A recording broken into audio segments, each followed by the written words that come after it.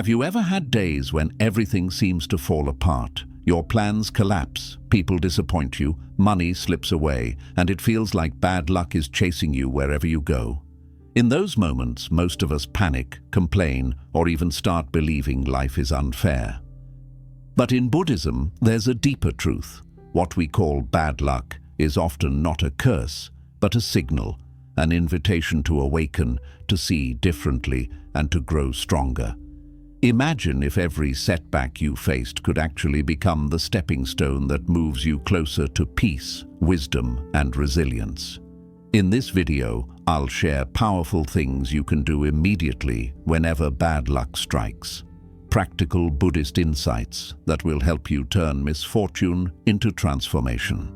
Stay with me, because what you'll hear today might change the way you look at every challenge for the rest of your life.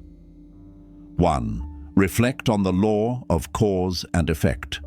Buddhism teaches us that life is not random and nothing simply happens by accident. At the heart of this wisdom lies the principle of karma, the law of cause and effect. Karma is not about instant punishment or mysterious rewards. Rather, it is the natural unfolding of consequences from the seeds we have planted through our thoughts, words, and actions. Every decision you make leaves an imprint, and those imprints eventually shape the conditions you live in today. When something unfortunate happens, the usual reaction is to cry out, "Why me? Why is life so unfair?" But the Buddhist way invites us to pause and gently turn that question into something more empowering. What choices, habits, or actions of mine have led me to this moment? This reflection is not about blaming yourself or drowning in guilt. It is about cultivating self-awareness and seeing your life with clear eyes. Imagine a farmer scattering seeds across his field. If he plants thorn bushes, he cannot expect to harvest sweet fruit. Likewise, if we constantly sow seeds of anger, dishonesty, laziness, or envy, we should not be surprised when life returns to us hardships and struggles.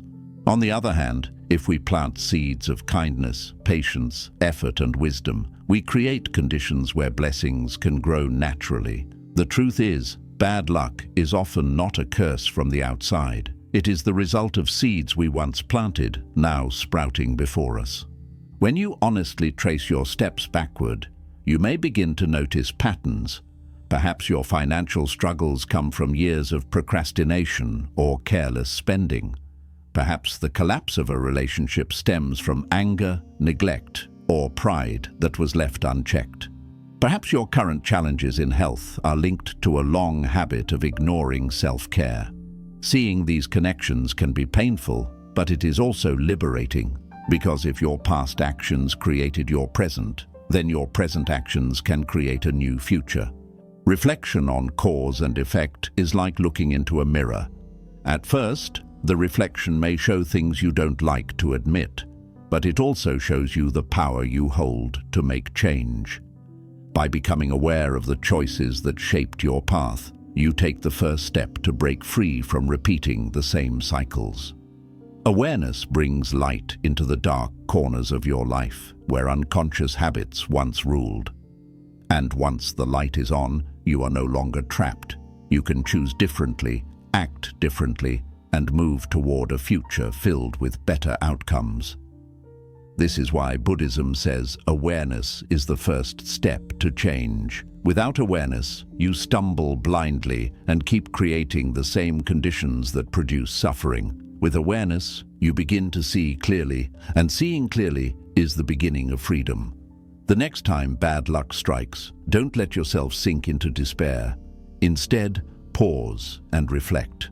What seed have I planted, and what seed can I plant now to change tomorrow? In that reflection lies both responsibility and hope. The responsibility to own your actions, and the hope that you can always create a new beginning. 2. Transform misfortune into a teacher. When life hands us bad luck, our first instinct is often to resist it. We get angry, frustrated, or even hopeless, asking ourselves, "Why is this happening to me? What did I do to deserve this?" But Buddhism teaches us to look at misfortune from a completely different perspective. Instead of seeing it as an enemy to fight against, we can see it as a teacher, one that arrives in disguise, bringing with it a hidden lesson meant to help us grow. Think about it. Some of the greatest lessons you've ever learned in life probably did not come from easy times. They came when things fell apart, when someone disappointed you, when you lost something you thought you couldn't live without. Failure teaches you resilience. Heartbreak teaches you the value of self-love. Financial struggles teach you discipline and gratitude for the little you have. Pain, when looked at through the lens of wisdom, always carries a lesson that success and comfort can never teach. In Buddhism, suffering is not seen as pointless. The Buddha himself said that life includes suffering, but that suffering can be transformed into wisdom if we are willing to learn from it. Every challenge is like a mirror, showing us something about ourselves that we might not have noticed before. For example, a failed project might reveal your lack of preparation. An argument with a friend might show you how prideful or impatient you have become. Losing a job might teach you that your worth does not depend solely on a paycheck. In this way, bad luck becomes a guide, pointing you back to what truly matters. Imagine misfortune as a teacher knocking on your door. At first, you don't recognize them. You see only the pain they bring, and you want them to leave. But if you open the door with patience, you discover that they are here with a lesson that can make you stronger, wiser, and more compassionate. The question to always ask yourself is, what is this situation trying to teach me? This shifts your perspective from victimhood to empowerment. Suddenly, bad luck is not something happening to you, it is something happening for you, to refine you and prepare you for something greater. Buddhism encourages us to embrace difficulties with mindfulness instead of resistance.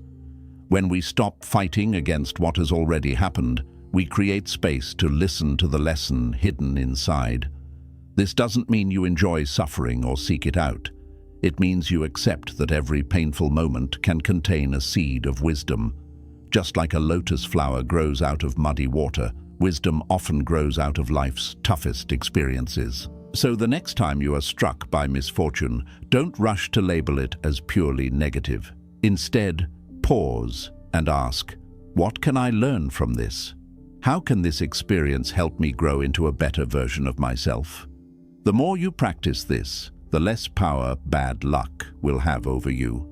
Because you will no longer see it as a curse, you will see it as a disguised blessing, a teacher carrying the lessons you need most. 3. Practice letting go instead of clinging. One of the deepest causes of suffering, according to Buddhism, is clinging, the desperate attachment we form to people, possessions, outcomes, or even ideas. When bad luck enters our lives, it often exposes just how tightly we have been holding on to something we thought we could never lose. A lost job reveals our attachment to financial security. A broken relationship reveals our clinging to a person or an expectation of how life should be. Even small misfortunes, like missing a bus or losing a little money, can make us feel trapped if our hearts are too attached to control. The Buddha compared this clinging to trying to grasp water with your fists. The tighter you squeeze, the faster the water slips away. Life, in its nature, is always changing. Nothing stays fixed forever. People change, circumstances shift, health fades, wealth comes and goes. Yet we resist this truth, and our resistance becomes suffering.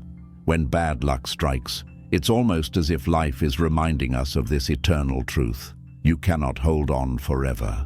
Learn to let go. Letting go doesn't mean you stop caring or give up on life. It means you stop expecting permanence where there is none. For example, imagine clinging to a single tree branch during a flood. At first, it feels safe, but soon the waters rise, and holding on becomes painful. If you let go, you allow the river to carry you to a safer place. Similarly, when you release attachment to things you cannot control, you open yourself to new opportunities, new paths, and a kind of peace that clinging will never bring. Think of a time when you held on to something long after it was gone. Maybe you stayed in a friendship that drained you, clinging to memories of what it once was. Maybe you obsessed over a failed plan, replaying it in your mind, refusing to accept that it was over. How much energy did that consume? How much peace did it steal from you? Bad luck often shines a spotlight on these unhealthy attachments, giving us the chance to finally loosen our grip. In Buddhism, monks often practice detachment not because they hate life, but because they want to be free from the chains of clinging. They own little, eat simply, and live lightly. This doesn't mean we must all live as monks, but it does remind us that freedom comes when we learn to hold everything in life with an open hand, not a clenched fist. When fortune turns against you, ask yourself, am I clinging too tightly to something that life is asking me to release? Letting go can be painful at first, but it is also healing. It is the art of making peace with impermanence. Once you release the weight of what you can't control, you create space in your heart for what is meant for you. Sometimes what you let go of is simply making room for something better that life wants to give you. A closed door is not the end. It is the opening of a new path. So, when misfortune arrives, don't just ask how to escape it. Ask what it is asking you to release. A failed plan might be telling you to let go of rigid control. A broken relationship might be guiding you to let go of your need for validation from others. A financial loss might be urging you to let go of greed or overdependence on material security. In each case, the act of letting go transforms bad luck into a stepping stone for growth. The Buddha once said, "You only lose what you cling to." When you understand this truth, you realize that freedom is not in holding tighter, but in letting go. Misfortune may not vanish immediately, but your suffering will. Because when you release your attachment, you rise above the storm, and no stroke of bad luck can truly shake you again. 4. Protect your mind with gratitude. When misfortune strikes, the natural tendency of the mind is to zoom in on what went wrong. You lose a job, and suddenly all you see is rejection. You get sick, and all you can think about is weakness. You lose a friend, and all your attention turns to loneliness. This is how the mind works. It magnifies the negative until it seems to take over everything. But Buddhism reminds us of a simple yet powerful truth. Your suffering does not come only from the situation itself, but from how your mind chooses to see it. Gratitude is the antidote to this trap. Gratitude doesn't erase your pain, but it protects your mind from being consumed by it. It is like lighting a small candle in a dark room. The darkness doesn't disappear completely, but it can no longer overwhelm you. Gratitude shifts your perspective from what you have lost to what you still have, from what is wrong to what is still right. And in doing so, it protects your inner peace when everything outside feels uncertain. Imagine a person who loses their home in a storm. One mind focuses on despair. I have nothing left. My life is ruined. Another mind, while still hurting, chooses gratitude. I am alive. My family is safe. I still have my 2 hands and my heart to rebuild. The same storm, but 2 very different realities, shaped not by the event itself, but by the attitude taken toward it. Gratitude becomes a shield, guarding the mind from falling into hopelessness. In Buddhism, gratitude is not just a fleeting emotion, it is a daily practice. Monks are trained to give thanks even for the smallest things. A bowl of rice, a moment of silence, the breath moving in and out of their lungs. Why? Because by recognizing the blessings that are already here, the mind develops resilience. When bad luck comes, instead of collapsing under its weight, gratitude helps you see that misfortune is only one part of the picture, not the whole story. Think of your own life right now. Perhaps you are facing financial struggles, relationship issues, or health problems. But even in this moment, are there not still things to be grateful for? Maybe it's the fact that you woke up this morning, that you have someone who cares about you, or that you have the ability to listen, learn, and grow. These may seem small, but they are not. They are the foundation that keeps you grounded while the storm of bad luck passes. Practicing gratitude does not mean ignoring your pain. It means not allowing your pain to blind you to everything else.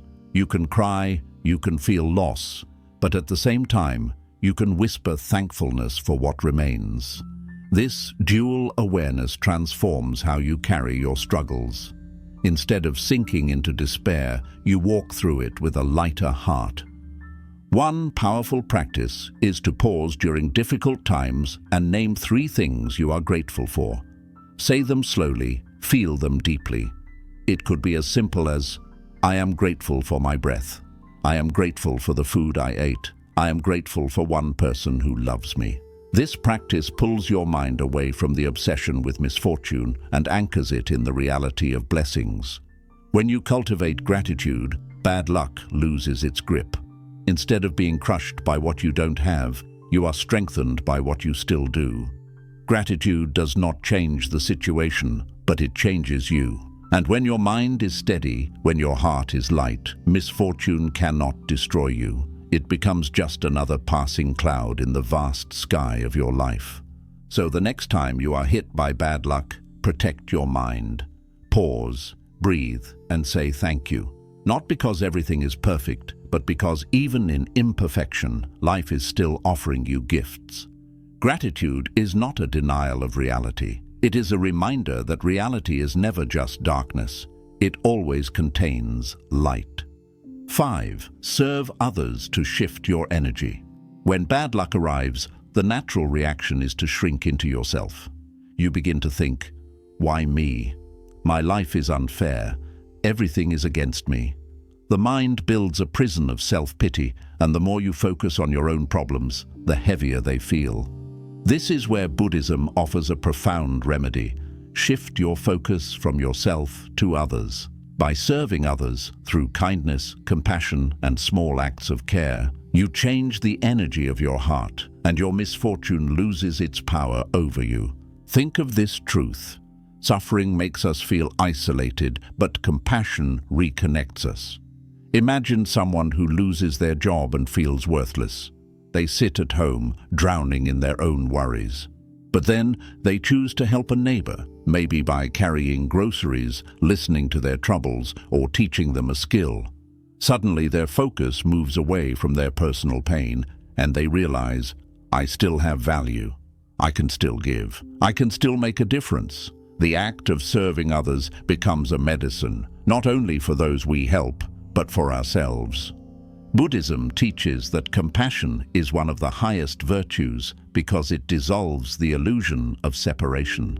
When you help others, you discover that their pain is not different from your own, and your heart begins to soften.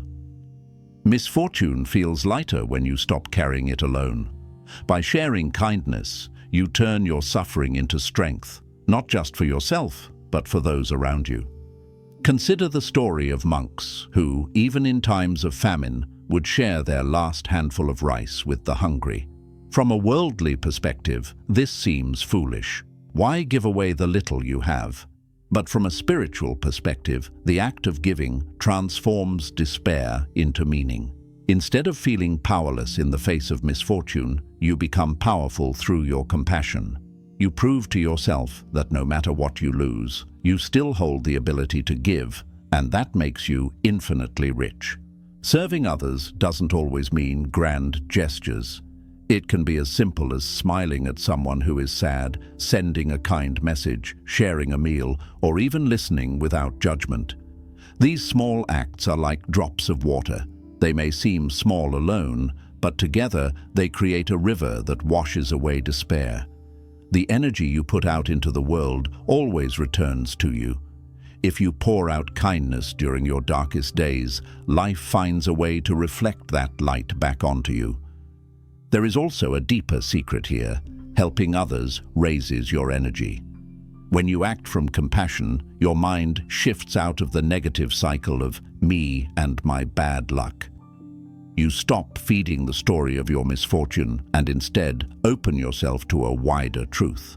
that even in suffering you can be a source of hope. This is why people who volunteer, even in their own struggles, often report feeling lighter, happier, and more at peace.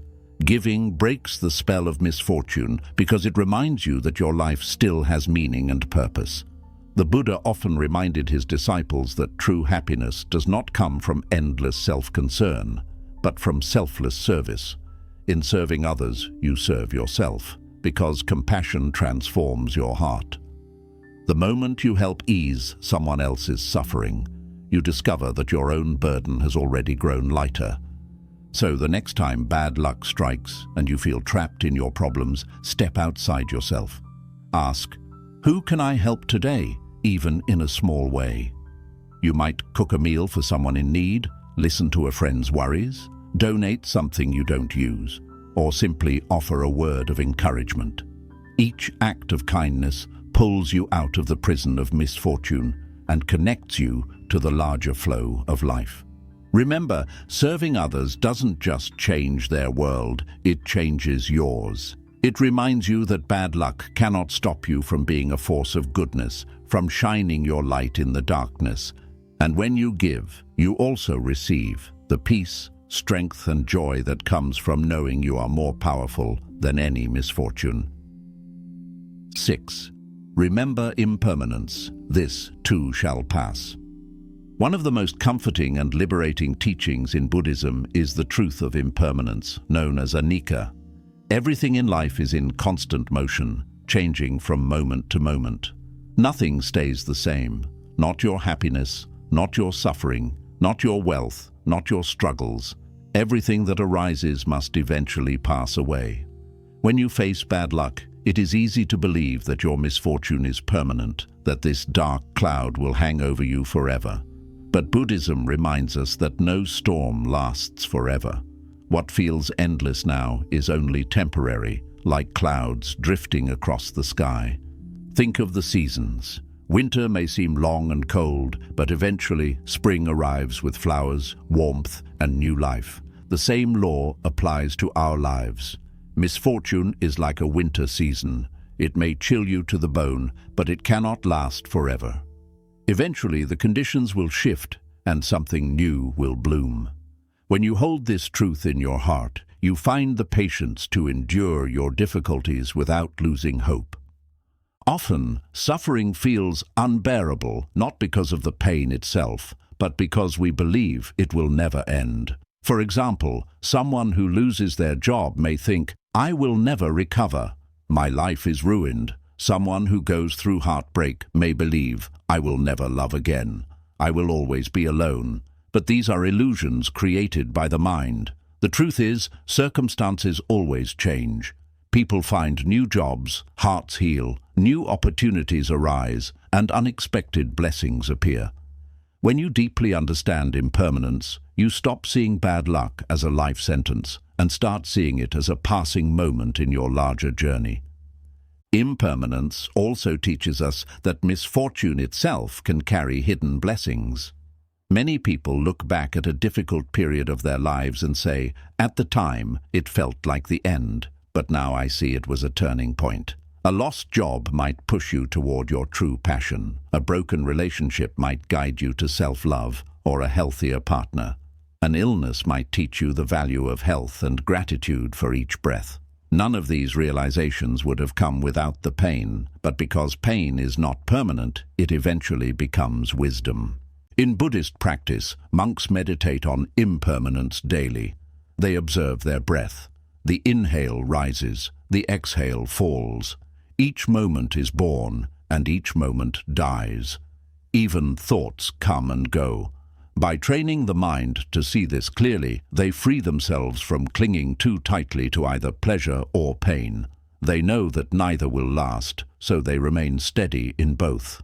This is the kind of mindset that protects you when bad luck appears. You know that no matter how heavy today feels, tomorrow will be different. A powerful way to remember impermanence during tough times is to repeat to yourself, "This too shall pass." Say it slowly. Feel the truth of it. Because no matter what you are facing, the wheel of life keeps turning. The sun will rise again. Your pain will soften. New opportunities will arrive. Life is never stuck. It is always flowing, and your misfortune is simply a bend in the river, not the end of the journey. So the next time bad luck strikes and you feel crushed under its weight, pause and remind yourself, this is temporary. This is not who I am. This is only a passing moment. When you hold this truth in your heart, you can endure hardship without despair. You can face misfortune with patience, courage, and hope. Because no matter how dark the night may seem, dawn is already on its way. 7. Find strength in presence. Anchor yourself in the now. When misfortune strikes, the mind becomes restless. It clings to the past, replaying every mistake, every failure, every moment you wish you could change. Or it runs into the future, inventing frightening stories of what else could go wrong, imagining that today's bad luck is only the beginning of endless suffering. In this way, a single misfortune multiplies into hundreds, not because reality created them, but because the mind did. This is the hidden power of thought. It can magnify pain, or it can dissolve it. And the way to dissolve it is by returning to the present moment. Buddhism calls this practice mindfulness, the art of being fully here, fully alive, fully present. When you are anchored in the now, misfortune cannot control you. Why? Because in this very moment, when you look closely, the suffering is never as heavy as the mind's story about it. Perhaps you lost money. Right now, in this second, you are breathing. You still have your body, your heart, your awareness. Perhaps you faced rejection. Right now, in this breath, you are alive. You are capable of learning. You are capable of starting again. The present moment is always larger than the misfortune you fear. Think about this. When a storm comes, trees that are too rigid break. But bamboo bends with the wind, and when the storm passes, it stands tall again. Presence makes you like bamboo. Instead of breaking under the imagined weight of endless misfortune, you bend, you sway, you remain rooted in what is real, this breath, this step, this heartbeat. And when the storm passes, you are still standing. There is a famous Buddhist saying, "Do not dwell in the past. Do not dream of the future. Concentrate the mind on the present moment." This is not just poetry, it is survival. When bad luck visits you, what destroys your peace is rarely the event itself, but the endless inner commentary. Why me? What if it gets worse? What if I never recover? But when you drop those thoughts and bring your awareness back to the now, the suffering weakens. You see clearly, this is only one moment, and I can handle this moment. Let me give you an example. Imagine a man who loses his job. His mind begins racing. I will never find another job. My family will starve. My future is ruined. Notice how the mind has created a whole chain of disasters that have not yet happened. In reality, what has happened? He lost a job. Painful, yes. But in this present moment, he is still alive. He still has skills. He still has people he can reach out to. He still has breath in his lungs. If he anchors himself in that reality, his fear weakens and strength arises to take the next step forward. Anchoring yourself in the now does not mean ignoring your problems. It means refusing to let your imagination turn problems into monsters larger than life. It means breaking misfortune into smaller pieces you can face one step at a time. You cannot solve tomorrow today, but you can breathe today. You can act today. You can make one small choice today, and that is enough. Buddhist monks often practice presence by focusing on the breath. They watch the inhale rise, the exhale fall.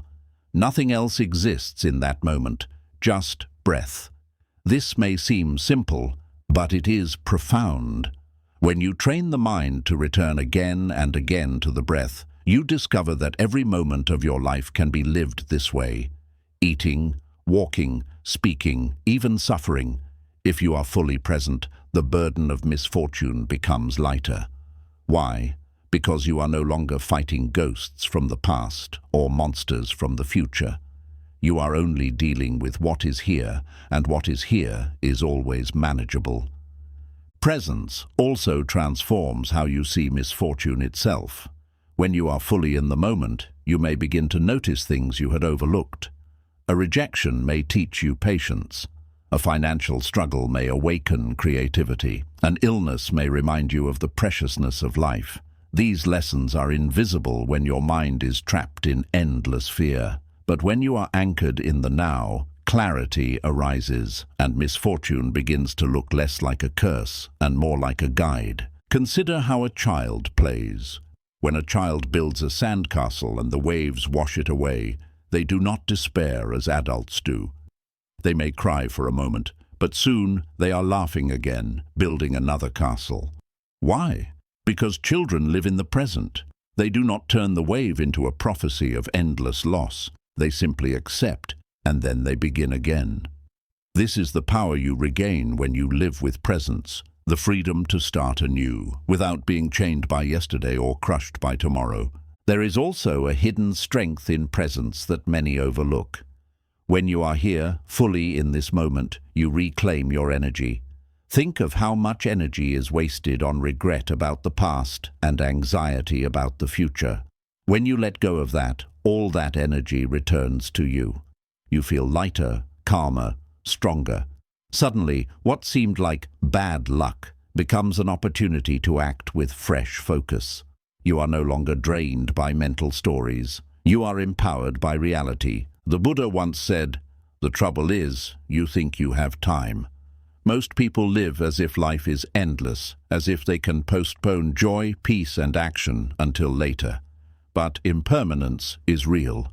Tomorrow is not promised. The only time you ever truly have is now. And when misfortune reminds you of life's uncertainty, it is not a curse. It is a call to return to this truth, to wake up, to stop living half asleep in yesterday or tomorrow, and to live fully in this moment. So how can you practice this when bad luck comes? Start small. Take a deep breath and notice it. Feel your feet on the ground. Name 5 things around you that you can see right now. Listen to the sounds in the room. Bring your mind back, again and again, to what is real. With practice, you will find that the storm of misfortune still comes, but it does not sweep you away. You remain rooted in presence, steady like a mountain, calm like a still lake. Bad luck may shake the world outside you, but presence protects the world within you. And in that calm center, you discover something extraordinary. You are stronger than you ever believed. You are not just a victim of chance or fate. You are awareness itself, vast, unshaken, eternal. Misfortune may visit, but it cannot control the one who is anchored in the now. 8. Turn bad luck into the path of inner awakening. Most people think of bad luck as life's cruelty, a punishment, a curse, or simply unfair misfortune. When things go wrong, they ask, "Why me? Why does the universe always target me?" They see bad luck as a wall blocking them from happiness. But Buddhism teaches us to see it differently. Misfortune, when viewed through wisdom, is not only a wall, it can also be a doorway. It can be the very path that leads you toward awakening, strength, and inner freedom. Think about your own life. Have your greatest moments of growth come when everything was easy? Or did they come when you were tested, when life broke you down, when things didn't go as planned, when you felt like you had nothing left but your own courage? Most people look back and realize that their deepest lessons, their strongest qualities, their most powerful wisdom were born from their hardest struggles. In this way, bad luck is not against you. It may actually be for you. It comes as a teacher, even if it wears the mask of suffering. The Buddha himself experienced this. Before his awakening, he lived in luxury as a prince. Surrounded by wealth, comfort, and pleasure, he was shielded from suffering. But his awakening began only when he encountered sickness, old age, and death, realities he could not ignore. What appeared as bad luck moments, confronting pain and impermanence, were in fact the turning points that pushed him toward truth.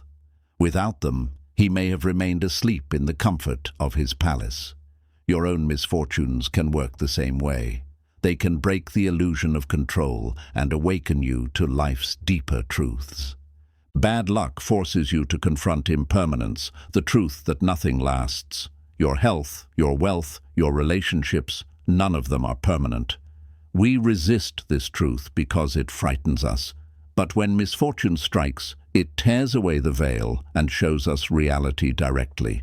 And while this is painful, it is also liberating. Because once you accept impermanence, you stop clinging so tightly. You stop expecting life to stay the same. You begin to flow with change instead of fighting it. In this way, bad luck becomes a mirror reflecting the truth of existence, giving you the chance to live more freely. Let us consider an example. Imagine a person who loses their business. At first, it feels like total destruction. They think, "My life is over. I am worthless. Nothing good will ever come." But months later, they realize that the failure pushed them to discover new talents, to start a new path that was more aligned with their true purpose. Without the bad luck of losing the business, they would never have found the strength to reinvent themselves. What felt like the end was, in fact, a beginning. This is how life works. Endings are often disguised as disasters, but in reality, they are doorways to transformation. In Buddhism, suffering is described as the fire that burns away ignorance. Just as gold is purified in fire, your spirit is refined through trials. Bad luck strips away illusions, ego, and false security, forcing you to discover what cannot be taken away. You may lose wealth, status, or relationships, but what remains is your awareness, your compassion, your resilience. These inner qualities are the true treasures of life, and often you only discover them when everything else is stripped away. Another way bad luck awakens you is by teaching compassion. When you suffer, you suddenly understand the suffering of others. If you have been hungry, you will never look at another hungry person the same way. If you have lost, you will understand another's loss. Misfortune softens the heart. It humbles you. It makes you realize that everyone, no matter how rich or strong, faces pain. This realization dissolves pride and replaces it with empathy. In this way, bad luck becomes the bridge that connects you to humanity, making you more compassionate and wise. Buddhism also teaches that every difficulty carries the seed of enlightenment if you know how to use it. A storm can drown you, or it can teach you how to swim. A fire can destroy, or it can purify. The difference is how you respond. If you resist misfortune with anger and despair, you only suffer more. But if you meet it with mindfulness and courage, you transform it into strength. This is why the Buddhist path is not about escaping suffering, but about transforming it. Every misfortune is an opportunity to practice patience, to deepen wisdom, to strengthen compassion, and to awaken to the truth of life. Presence plays a key role here. When you face bad luck, the mind wants to run away, into the past, into the future, into endless what-ifs.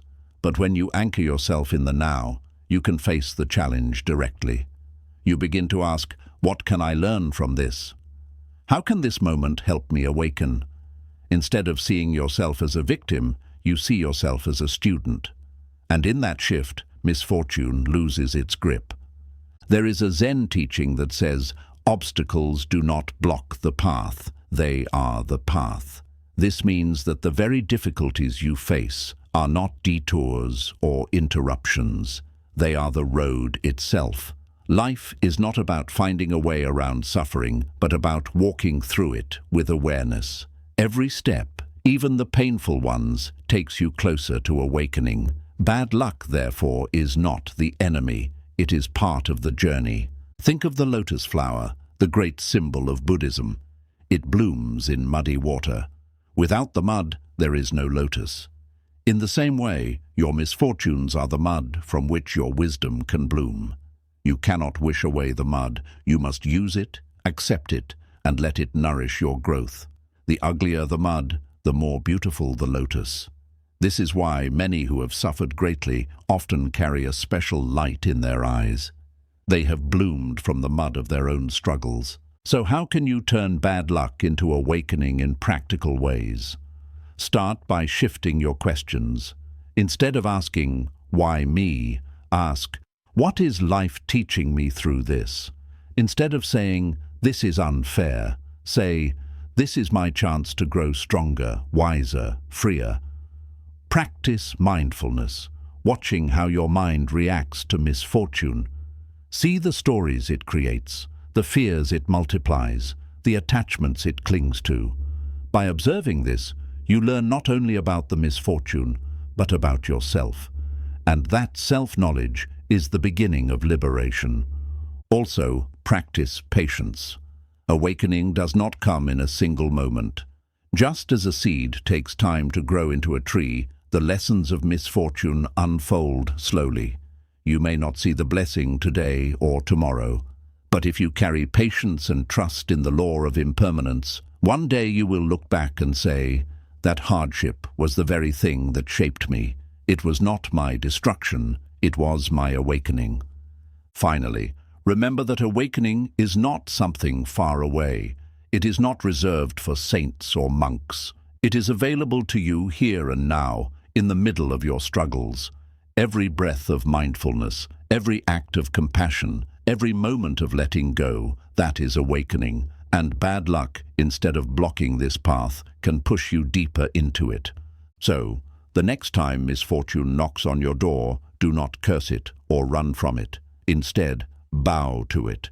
See it as a teacher, a mirror, a guide.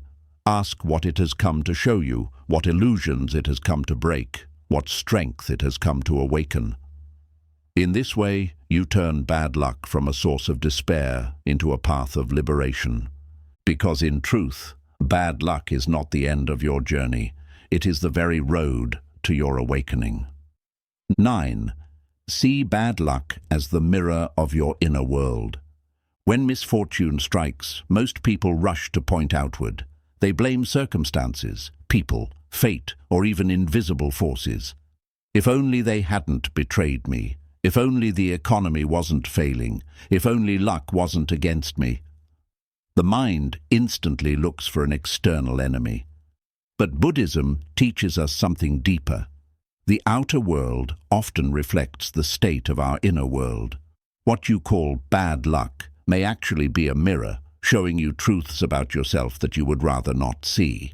This does not mean that you directly cause every misfortune in a simple, mechanical way. Rather, it means that the way you think, feel, and act shapes the conditions around you. The seeds you plant in your mind eventually bloom in your reality. If your mind is filled with fear, you will see fear everywhere. If your heart is filled with anger, conflict will find its way to you.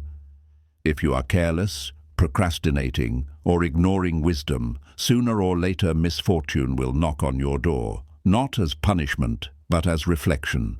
Think of a lake. When the water is still and clear, it reflects the sky beautifully, but when it is muddy or stormy, the reflection is distorted.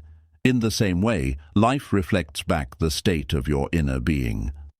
When bad luck comes, it may be showing you the storm inside, the attachments, the fears, the impatience, the lack of awareness. Instead of blaming life, Buddhism invites you to look at the mirror and ask, "What in me needs healing? What in me is being revealed right now?" Consider an example. A person keeps experiencing broken relationships. Each time they say, "I just have bad luck with people."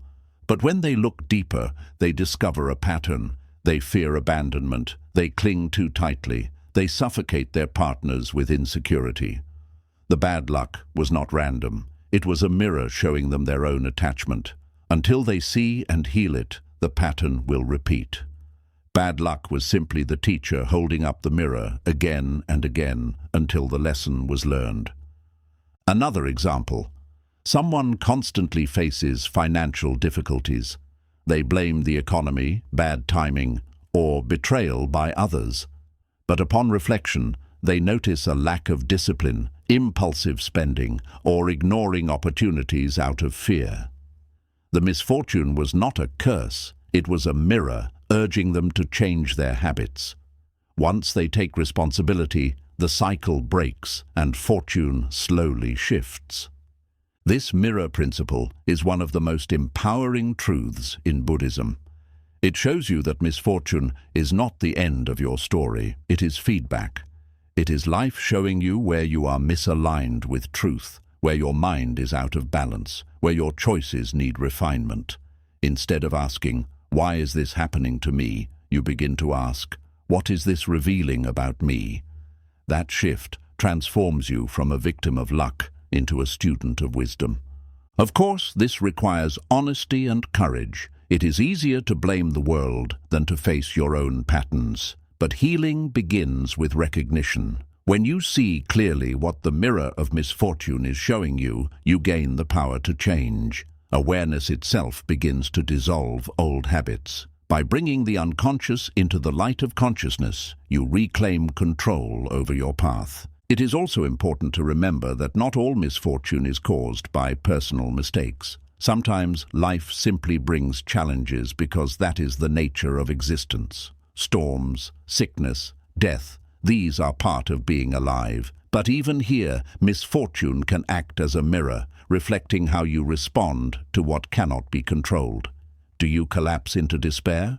Do you lash out at others? Or do you find patience, compassion, and resilience? The mirror always shows something. Sometimes your habits, sometimes your strength, sometimes your hidden fears. In meditation practice, monks are taught to observe the mind without judgment. Thoughts of fear, anger, or desire are not denied.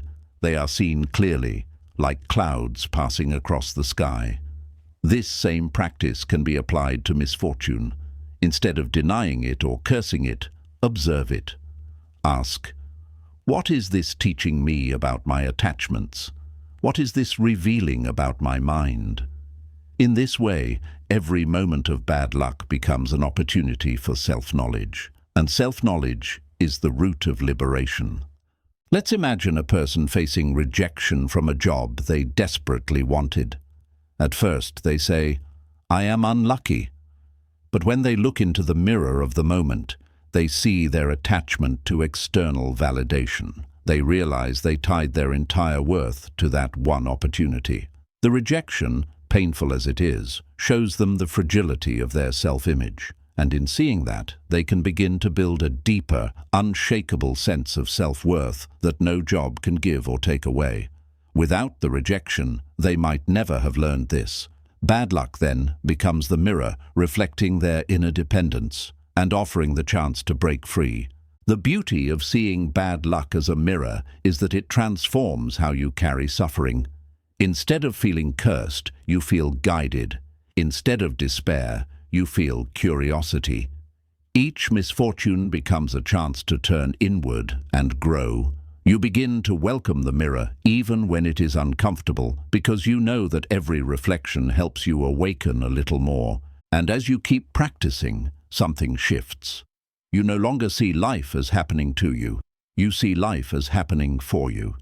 Every event, pleasant or painful, becomes part of your spiritual training. Bad luck becomes not the enemy of your happiness, but the path to your awakening. The mirror never lies. It always shows you the truth you most need to see.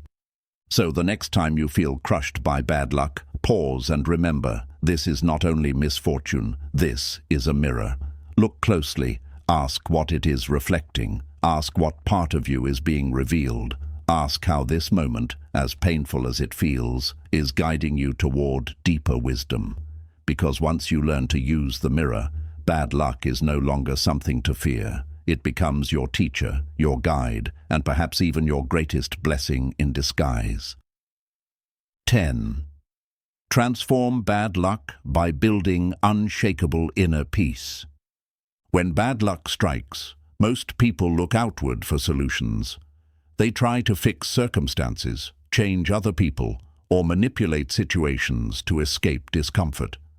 But Buddhism teaches a deeper truth. The real battleground is not outside you, it is inside your mind. External conditions will always rise and fall. Fortunes come and go, relationships change, health fluctuates, and even entire societies shift. If your peace depends on these unstable factors, you will always be at the mercy of luck. True freedom comes only when you build inner peace so strong that no misfortune can take it away. This does not mean you deny difficulties or pretend pain does not exist. It means you cultivate a mind so calm, steady, and resilient that storms cannot shake it. Just as the ocean remains vast and deep, even when waves crash on its surface, your mind too can remain still beneath the turbulence of life. The question is, how do we build such unshakable inner peace? The first step is awareness. Bad luck often catches us off guard, and the untrained mind reacts instantly. Anger, fear, sadness, despair. But awareness gives you space. Instead of reacting blindly, you notice, this is anger rising. This is fear arising.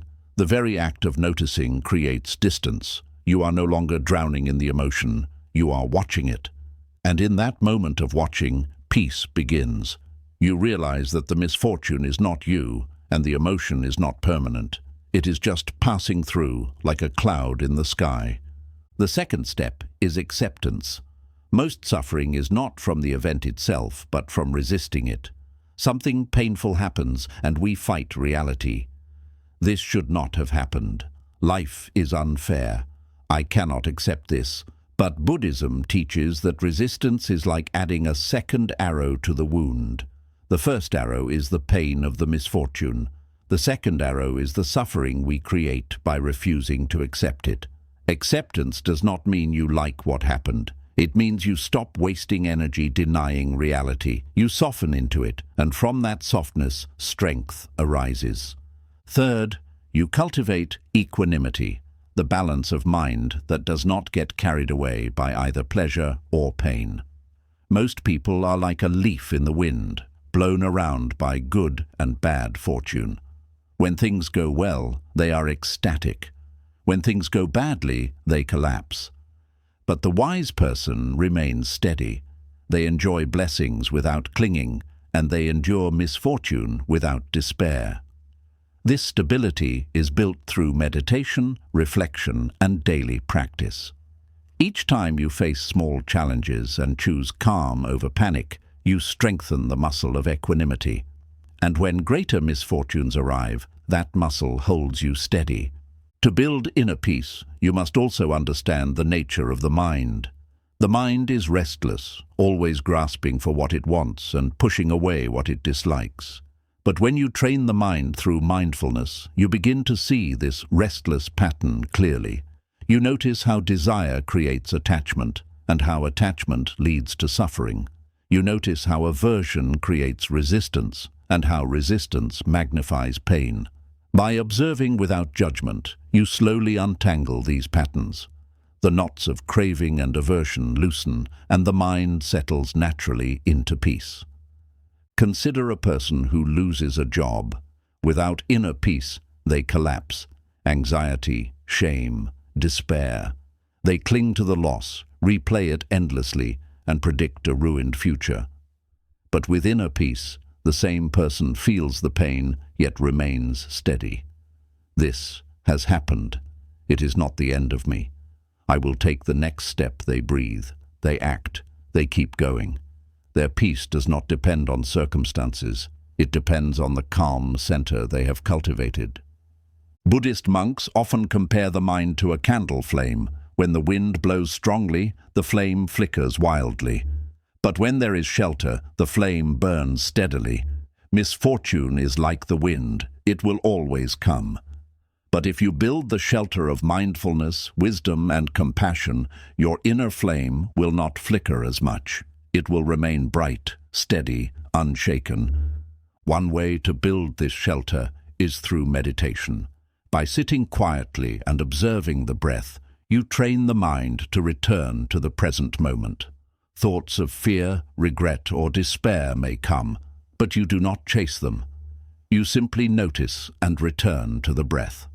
Over time, this practice creates a calm center that is not disturbed by outer storms. When bad luck comes, you can meet it with the same calm awareness you cultivated on the cushion. Another way is through compassion.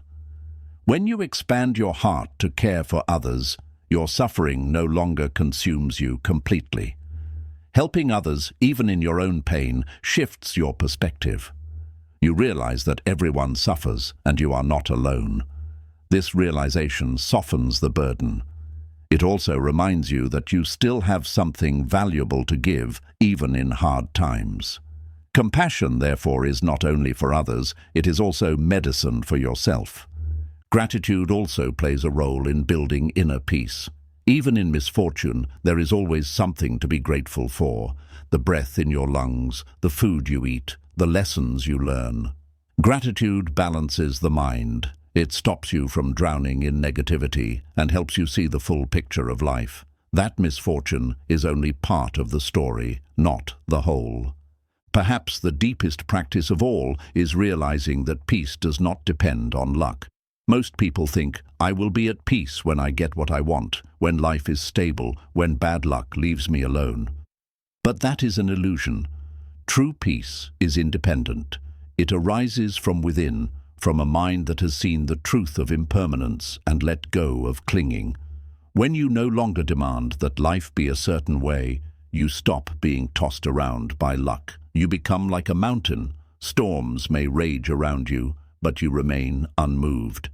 History shows us examples of this unshakable peace. Great teachers, monks and sages endured poverty, exile, betrayal, even death, yet remained calm and compassionate. Their peace was not because life spared them from misfortune, but because they built a mind that misfortune could not break. This same potential exists in you. Inner peace is not reserved for saints. It is the birthright of every human who chooses to cultivate it. So the next time bad luck strikes, remember this: you cannot always control what happens, but you can always control how you meet it. You can collapse into despair, or you can breathe, accept, and remain steady. You can let misfortune break you, or you can use it to strengthen your inner shelter. The choice is yours. Bad luck will come. It always does. But if you build unshakable inner peace, misfortune will no longer own you. It may shake the surface of your life, but deep within, you will remain calm, aware, and free. And that, ultimately, is the greatest fortune of all. 11. Discover the freedom beyond good and bad luck. For most of us, life feels like a game of chance. When things go well, we smile and call it good luck. When things fall apart, we frown and call it bad luck. We rise and fall like a boat on the ocean, tossed about by waves we cannot control. But Buddhism teaches us a radical truth. The highest freedom comes not from chasing good luck or avoiding bad luck, but from stepping beyond the entire game of luck itself. Think of how much of your life has been driven by this endless chase. You work hard, hoping for lucky breaks. You cling to relationships, hoping they will not turn against you. You pray for health, fearing the bad luck of sickness. And yet, no matter how much you try, life always shifts. Good fortune arrives, then fades. Misfortune strikes, then passes. The wheel turns endlessly, and you are pulled along with it, until you decide to step off. The Buddha called this liberation. It is the state where you no longer measure your life by gain and loss, success and failure, praise and blame, pleasure and pain. These opposites will always exist, but they no longer bind you. You see them as passing weather, not as your identity. In this state, you are free from the tyranny of luck. You become unshakable, the prison of duality. Why do we suffer so much from bad luck? Because we cling to duality. We divide life into what we want and what we fear, then cling desperately to one side while running from the other. When good luck comes, we grasp it tightly. Stay with me forever. But because nothing lasts, it slips away, and we suffer. When bad luck comes, we resist it violently. Go away, I cannot bear this. But resistance only makes pain heavier. This endless swinging between craving and aversion is what Buddhism calls samsara, the cycle of suffering. As long as you measure life by good luck and bad luck, you remain trapped in this cycle. But when you step beyond it, when you realize that both good and bad are impermanent, both are teachers, both are empty of lasting essence, you discover freedom, the middle way. The Buddha's path is often described as the middle way, not clinging to extremes of indulgence or denial, not attaching to pleasure or despair. Applied to luck, the middle way means you no longer chase fortune or run from misfortune. You walk steadily, with equanimity, through both. Imagine a calm traveler walking down a mountain road. On one side, flowers bloom. On the other, storms rage. But the traveler keeps walking step by step, unmoved by either. The flowers are appreciated, the storms endured, but neither controls the traveler's peace. This is the middle way in action. When you practice it, bad luck loses its power. It may still bring challenges, but it cannot shake your foundation. And good luck, while still enjoyed, no longer becomes a source of attachment. You appreciate it, then let it pass. In this way, your peace no longer depends on external conditions. It flows from within, beyond fortune and misfortune. The Zen masters often taught through paradox. One story tells of a farmer whose horse ran away. The neighbors cried, "How unlucky!" But the farmer replied, "Maybe." Days later, the horse returned with 3 wild horses. The neighbors shouted, "How lucky!" The farmer replied again, "Maybe." Then his son tried to tame one of the wild horses and broke his leg. The neighbors gasped, "How unlucky!" The farmer said once more, "Maybe." Weeks later, soldiers came to recruit young men for war, but the son was spared because of his broken leg. Now the neighbors shouted, "How lucky!" And still the farmer calmly said, "Maybe." This story captures the truth. What we call good or bad luck is often just our short-sighted judgment. We cannot see the whole picture. What feels like misfortune today may save you tomorrow. What feels like fortune today may lead to pain later. Wisdom is not in labeling events as good or bad, but in resting calmly with maybe. In not clinging to judgments, you free yourself from unnecessary suffering. Training the mind to step beyond. How do you reach this state? Through practice. Every time fortune or misfortune visits you, notice your reaction. Do you cling tightly to pleasure? Do you resist pain with anger? Awareness of these reactions is the first step. Slowly, you train yourself to meet both with balance. When something fortunate happens, enjoy it fully, but whisper to yourself, "This too will pass." This keeps you free from attachment. When misfortune strikes, endure it mindfully, but remind yourself, "This too will pass." This keeps you free from despair. Over time, your mind learns that both are just waves on the ocean of life.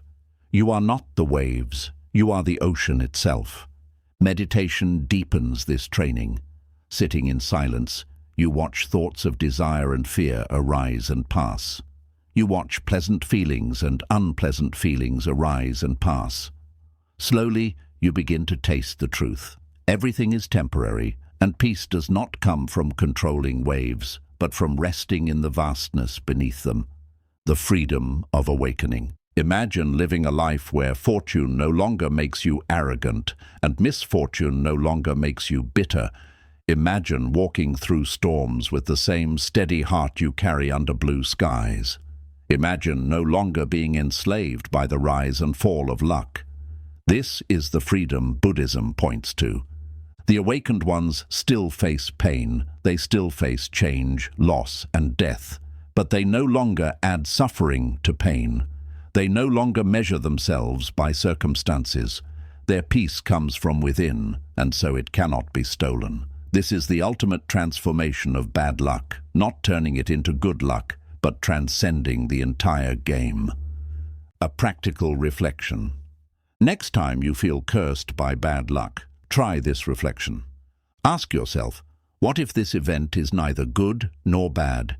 What if it is simply part of life unfolding? Notice how much suffering drops away when you stop labeling. Notice how much lighter you feel when you simply let events come and go without clinging. With practice, you will discover a deep truth.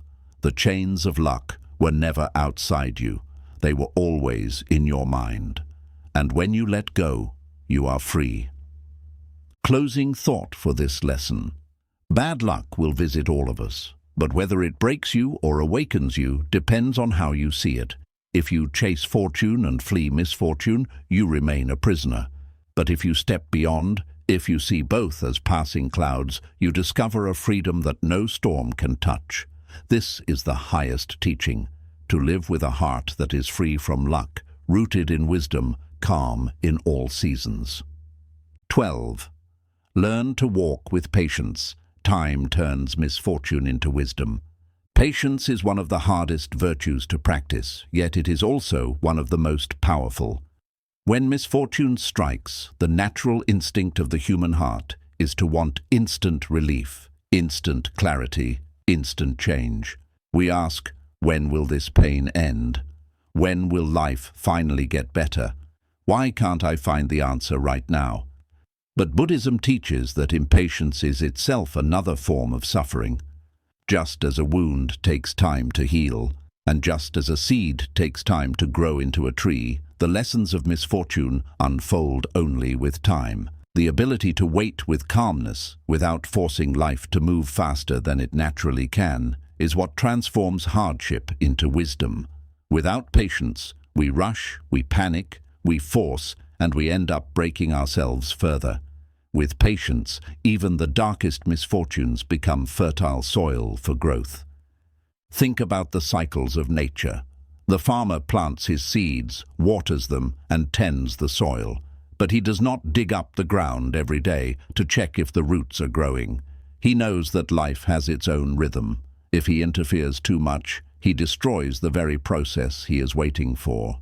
In the same way, when bad luck comes, the healing, the lessons, the transformation, these are seeds planted in your life. They will grow, but not on your schedule. Patience is the trust that time itself is part of the cure. Many people waste years of their lives because they resist this truth. They suffer a loss, and instead of giving themselves time to heal, they try to force happiness again, to run away from their grief, to cover it with distractions. But grief, ignored, only festers. It hardens the heart.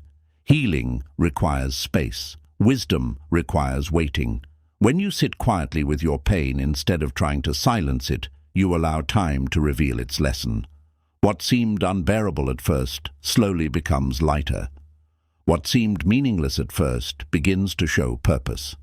Patience is the bridge between pain and meaning.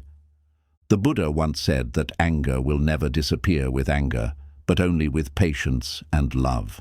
The same applies to misfortune.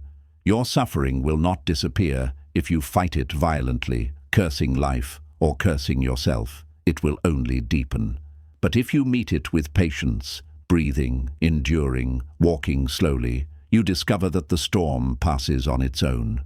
No storm lasts forever. No winter stays without end. Time has always been the healer of all wounds.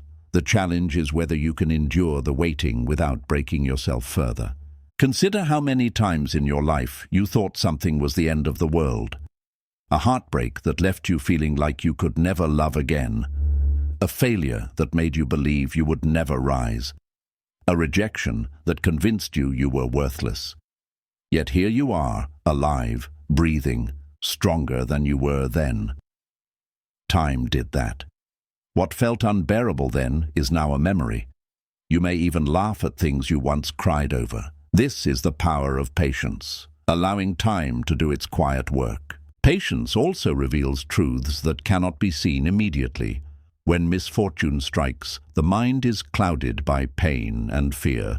You cannot always see clearly in the middle of the storm.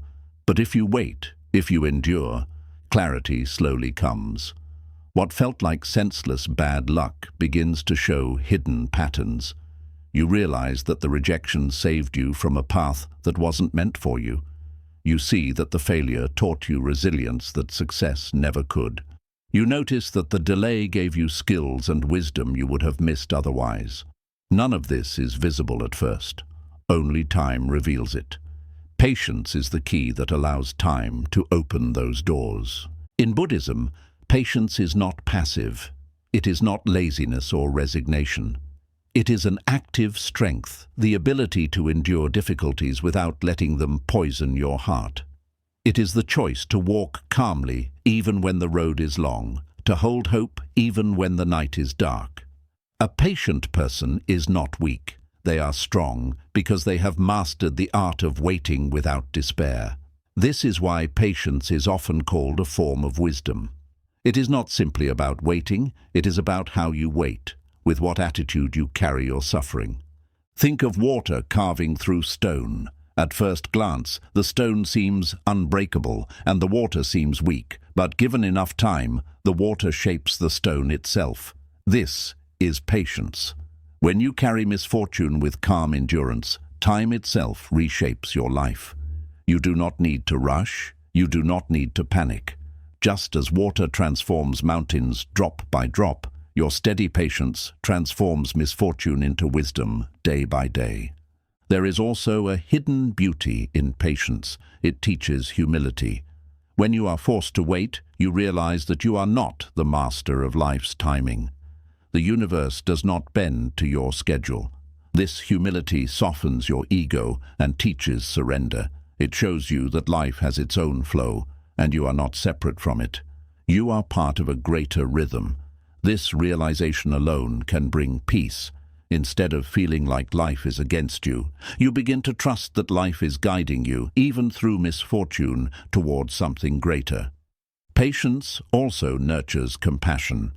When you suffer and wait, you begin to understand how others suffer too. You recognize that everyone carries burdens, everyone faces delays, everyone struggles with disappointments. Your own waiting softens you toward the waiting of others. You stop judging people for not having moved on fast enough, because you know how slow healing can be. Patience makes you gentle, and gentleness is one of the highest forms of strength. When misfortune comes, try this. Instead of asking, "When will this end?" ask, "How can I walk with this?" Instead of rushing to escape, ask, "What is this teaching me right now?" By changing the question, you change your relationship with suffering. You stop seeing it as an unbearable weight and start seeing it as a companion on your journey. A harsh companion, perhaps, but one that shapes you into someone deeper, wiser, more compassionate. Patience also brings freedom from fear. Much of our anxiety comes from wanting life to happen faster, wanting clarity now, wanting outcomes immediately. But when you practice patience, you stop demanding from life. You stop clinging to timelines. You learn to rest in the moment, to breathe into the uncertainty. Slowly, the grip of fear loosens. You realize that you don't need to know the whole path. You just need to take the next step. Time will reveal the rest. There is a Zen saying, "Sitting quietly, doing nothing, spring comes and the grass grows by itself." This is the essence of patience. Growth, healing, and wisdom happen naturally in their own time, without your constant interference. When you sit in stillness, when you allow life to unfold without forcing it, the grass grows. Misfortune turns into wisdom. Pain turns into strength. What once felt like meaningless suffering becomes a seed of awakening. So when bad luck comes and you feel restless, remind yourself, everything takes time. Just as the night slowly turns to dawn, just as a tree takes years to bear fruit, your suffering too will transform, but only if you allow it the time to do so. Rushing only prolongs the pain, but patience, steady and calm, turns time into your ally. With patience, misfortune becomes not the end of your journey, but the beginning of your wisdom. 13. Accept the unseen flow. Trust that life knows more than you do. One of the greatest struggles during times of misfortune is the sense of not knowing. You lose something precious. and you cannot understand why. You face setback after setback, and the path ahead looks meaningless. You ask again and again, why is this happening to me? What possible reason could there be for so much bad luck? The human mind craves certainty. It wants answers now. It wants to see the whole picture. And when it cannot, it suffers even more. But Buddhism reminds us of a profound truth. Life is infinitely larger than your limited view. What seems like chaos to you may actually be part of a hidden order. What appears as misfortune may later reveal itself as protection, preparation, or redirection. The river of existence is always flowing, carrying you somewhere, even when you cannot see the destination. The practice is to trust the flow, to surrender to the unseen, to accept that life knows more than you do. Imagine standing at the base of a giant mountain range. From where you stand, the path seems twisted, blocked, and dangerous. You see only the next few stones beneath your feet. But from above, if you could fly like a bird, you would see how the winding path leads to a beautiful valley. In the same way, your perspective in the middle of misfortune is limited. You cannot yet see the wider map. You cannot see what life is weaving behind the curtain. All you can do is walk with trust. This trust is not blind faith. It is wisdom born of observing impermanence and cause and effect. Look back on your life. How many times did something painful eventually reveal itself as a blessing in disguise? How many times did closed doors push you to discover a new path you would never have chosen otherwise? Life has always known more than you, and when you remember this, you realize that even now, in the middle of bad luck, something is unfolding that you cannot yet understand. There is an old Zen parable about a man whose horse ran away. The neighbors said, "How unlucky!" The man replied, "Maybe." Later, the horse returned with several wild horses. The neighbors said, "How lucky!" The man replied again, "Maybe." Then the man's son broke his leg while trying to tame one of the wild horses. The neighbors gasped, "How unlucky!" Again the man said, "Maybe." Finally, soldiers came to draft young men for war, but the son was spared because of his broken leg. Now the neighbors rejoiced, "How lucky!" and still the man said, "Maybe." This story reminds us that what you call bad luck today may be the very thing that saves you tomorrow. What you call good luck today may lead to pain tomorrow. The truth is, you cannot see the whole flow. Only time reveals the full pattern. Wisdom is learning to stop labeling everything as purely good or bad, and instead to rest in trust. Maybe this is guiding me in a way I cannot see yet. Trusting the unseen flow requires humility. It means admitting that you do not have all the answers. Your mind, as clever as it is, cannot comprehend the vast web of causes and conditions that shape life. Every event is connected to countless others across time and space. To think you can fully judge your misfortune in the moment is like reading one line of a book and believing you know the ending. The story is still being written. Patience and trust are what allow you to keep turning the pages until the meaning is revealed. But trust is not passive. It does not mean sitting idle, doing nothing. It means walking forward even without certainty. It means showing up each day, doing your best, even when you cannot see results. It means continuing to practice kindness, wisdom, and compassion, even when life feels unfair. Trust says, "I do not understand this now, but I will keep walking. One day, the path will make sense." Think of water flowing in a river. The current curves, twists, sometimes even seems to move backward. But it is always flowing toward the sea. Your life, too, may curve through dark valleys, unexpected turns, painful setbacks. But the deeper current is always moving you toward growth, toward awakening, toward the ocean of wisdom. You may not feel it in the moment, but when you look back later, you will see how even your misfortunes were part of the flow, When misfortune strikes, you can practice trust by shifting your questions. Instead of asking, "Why is this happening to me?" ask, "What if this is guiding me somewhere I cannot yet see?" Instead of asking, "When will this end?" ask, "What is life preparing me for through this experience?" These questions transform your suffering into curiosity. They turn despair into patience. They remind you that the story is not finished. This trust also lightens fear. Much of our suffering comes from imagining worst-case scenarios. We think, if this misfortune continues, I will never survive. But when you trust the flow, you stop creating endless, fearful stories. You rest in the knowledge that life has carried you this far, through storms and struggles, and it will continue to carry you. You realize that you do not need to control every detail. You only need to take the next step. The river will carry you forward. There is also a great peace that comes with trust. When you let go of the need to control everything, your heart softens. You no longer fight against reality. You stop exhausting yourself with endless resistance. Instead, you flow with life as it is. This surrender is not weakness, it is wisdom. It is the recognition that you are part of something vast, something that has been flowing long before you were born and will continue long after you are gone. To align with that flow is to find harmony, even in misfortune. So when bad luck comes and your mind screams for answers, pause, breathe, remember the unseen flow. Say to yourself, "I do not understand this yet, but I trust that life knows more than I do. I will walk patiently, and in time, the meaning will reveal itself." This mindset transforms misfortune into a path of peace.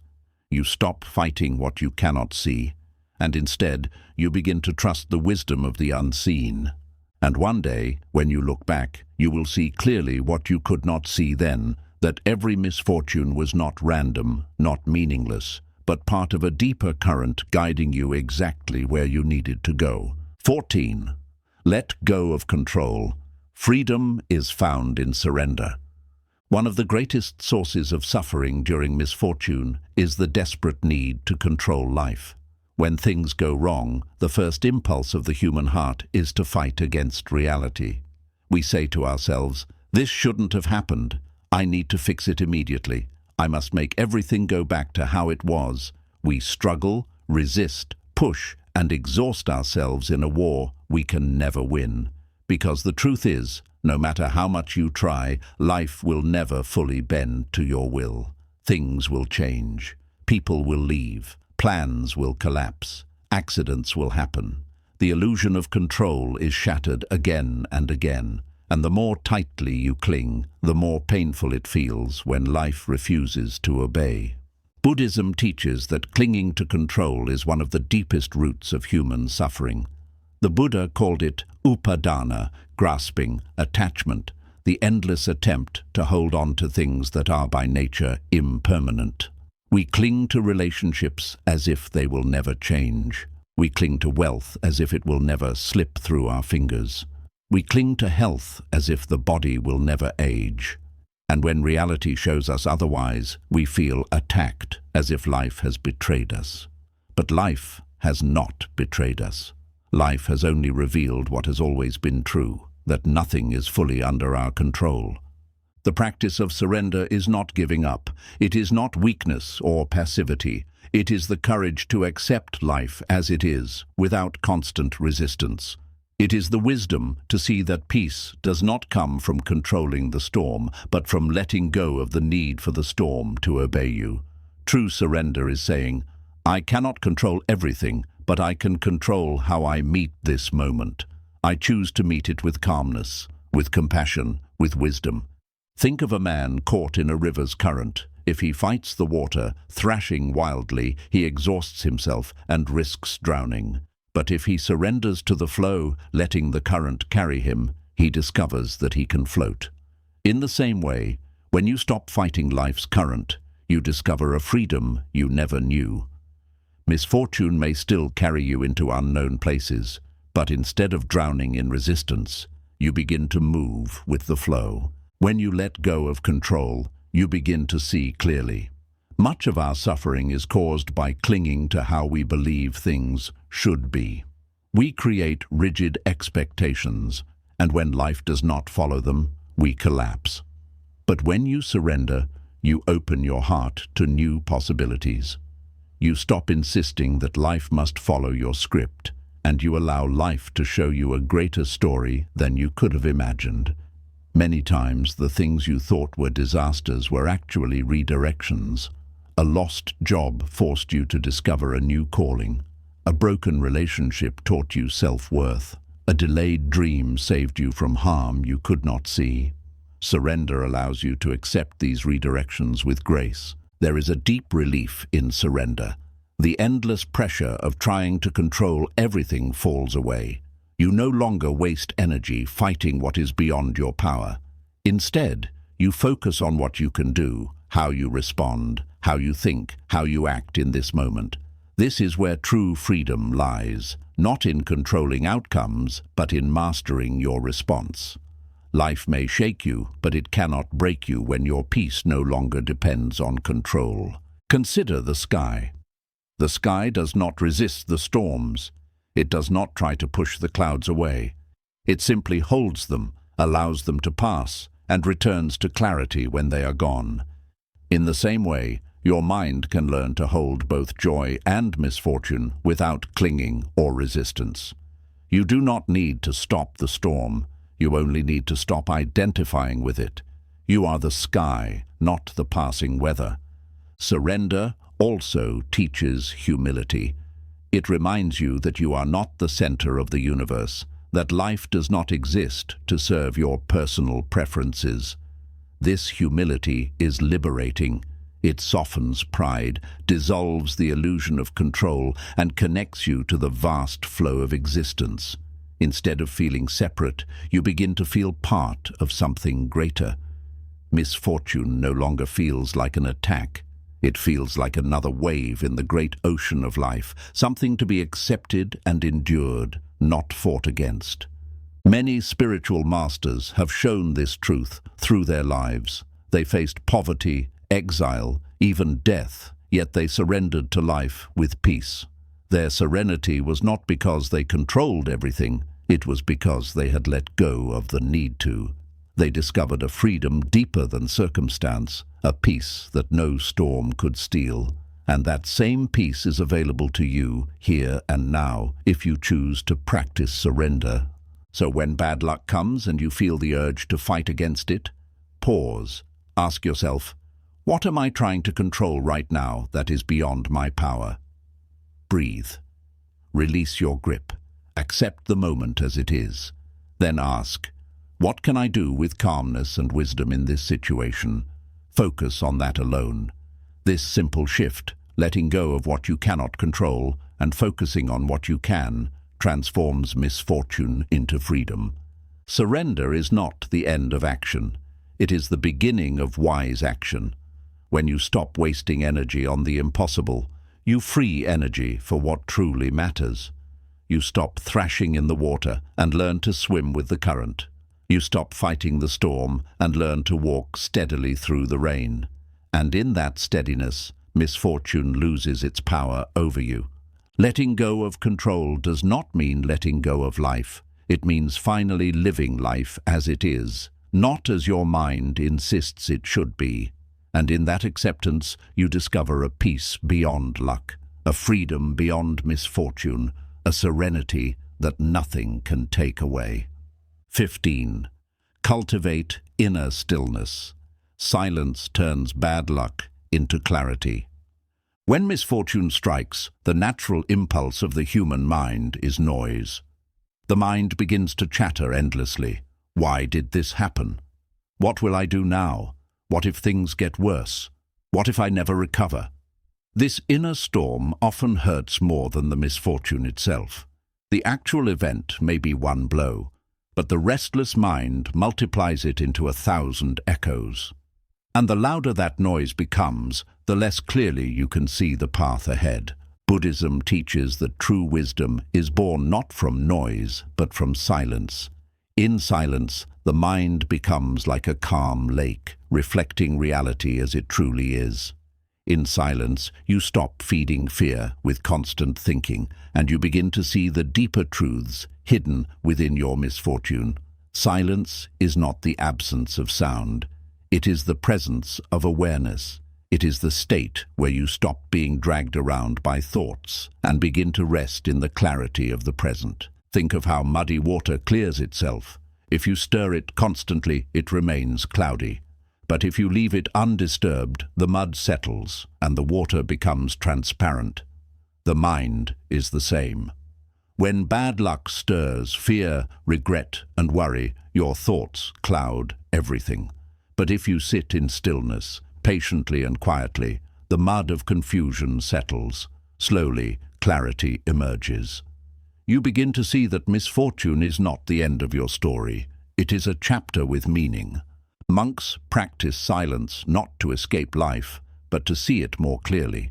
They spend hours in meditation, listening not to words, but to the subtle rhythms of breath and awareness. In that silence, the illusions of the mind dissolve. The anger that once felt overwhelming is revealed as fleeting. The fear that seemed permanent is revealed as temporary. In silence, truths that cannot be seen in noise reveal themselves. When you face misfortune, cultivating inner stillness allows you to step out of panic and into perspective. Imagine losing something important, a job, a relationship, an opportunity. If you rush immediately into action driven by fear, you may make choices that only worsen your situation. But if you pause, breathe, and sit in silence, you give yourself the chance to respond with wisdom instead of reaction. Silence gives birth to wise choices. There is also a healing power in silence. The wounds of the heart do not close when you drown them in constant activity, distraction, or anger. They close when you allow yourself to sit quietly with them, to let the pain breathe, to let time and awareness heal it naturally. Just as the body heals itself when you rest, the mind heals itself when you give it the stillness of silence. Silence also teaches humility. In silence, you realize how small you are compared to the vastness of life. The noise of the mind makes you feel like the universe revolves around your suffering. But in silence, you hear the wind, the birds, the breath moving in and out. You realize that life continues, that your pain is part of a larger whole. This humility softens your suffering. You see that you are not alone, that everything is connected, and every being endures its share of storms. Consider the story of the Buddha under the Bodhi tree. Before his awakening, he faced storms of doubt, fear, and temptation. Yet he did not fight them with noise. He sat in stillness. He watched the storms of the mind come and go without reacting. And in that silence, clarity dawned. He saw reality as it truly was, impermanent, interconnected, and empty of fixed self. That moment of stillness transformed him, and it can transform you too. In practical terms, how do you cultivate inner stillness in misfortune? Begin with the breath. Sit quietly, close your eyes, and notice the rise and fall of the inhale and exhale. Each time your mind wanders into fear or regret, gently return to the breath. Do this again and again, patiently. Slowly the noise will soften, and a quiet clarity will arise. You may not find answers immediately, but you will find space, and in that space, wisdom grows. Another way is through mindful walking. Instead of pacing anxiously, walk slowly, feeling each step. Notice the ground beneath your feet. Notice the rhythm of your body. This simple act anchors you in the present, pulling you out of the noisy swirl of past and future. Step by step, silence begins to bloom inside you. Journaling can also be a practice of silence, not silence of sound, but silence of judgment.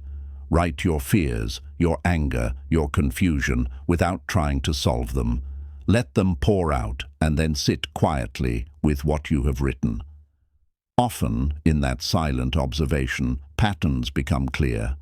You begin to see which fears are real and which are just echoes of the restless mind.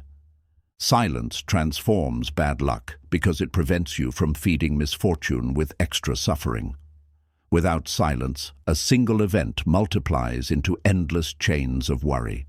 With silence, you cut the chain. You face only this moment, only this breath, and in this breath, you are always okay. Misfortune may still hurt, but it no longer defines you. It becomes part of the flow, passing like every thought and every cloud in the sky. In silence, you also discover strength you did not know you had. When the noise fades, you realize that you are bigger than your misfortune. You are not just the person who lost something, who suffered a setback, who faced bad luck. You are awareness itself, the still, vast space in which all these experiences arise and pass. This realization is the heart of Buddhist practice. It is what transforms suffering into wisdom, misfortune into awakening. So when the storms of bad luck come, do not add to them with endless noise. Do not drown yourself in what-ifs and why me. Instead, turn inward, sit in silence, breathe. Allow the mud to settle. Allow clarity to arise on its own. The answers you seek, the peace you crave, the wisdom you long for, they are already within you, waiting beneath the noise. You only need to be still enough to hear them. Bad luck may shake the surface of your life, but in silence, you discover the depth that cannot be shaken. And in that depth, you realize the greatest truth of all. Clarity is always born from stillness. 16. See suffering as a bridge. Every wound opens the way to awakening. Suffering is the one thing every human being shares. No matter where you are born, how wealthy you are, how strong, how intelligent, or how successful, there is no escaping the reality of pain. Loss, sickness, rejection, failure, and eventually death touch every life. We try desperately to avoid it, to hide from it, to pretend that if we are careful enough or lucky enough, suffering will pass us by. But Buddhism begins with the recognition of a profound truth. Suffering is woven into the fabric of existence, and if you learn how to face it with wisdom, suffering is not only bearable, it becomes the very bridge that leads you to awakening. When misfortune strikes, the instinct is to ask, why me? But the deeper question is, why not me?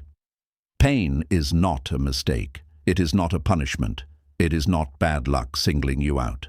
It is life revealing one of its most important teachings, that everything is impermanent, that attachment leads to sorrow, and that true peace cannot be found in external conditions.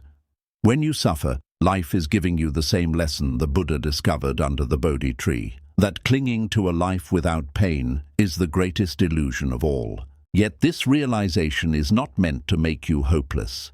It is meant to liberate you. When you see suffering not as an enemy but as a teacher, everything changes. The wound that once felt like a curse becomes an opening.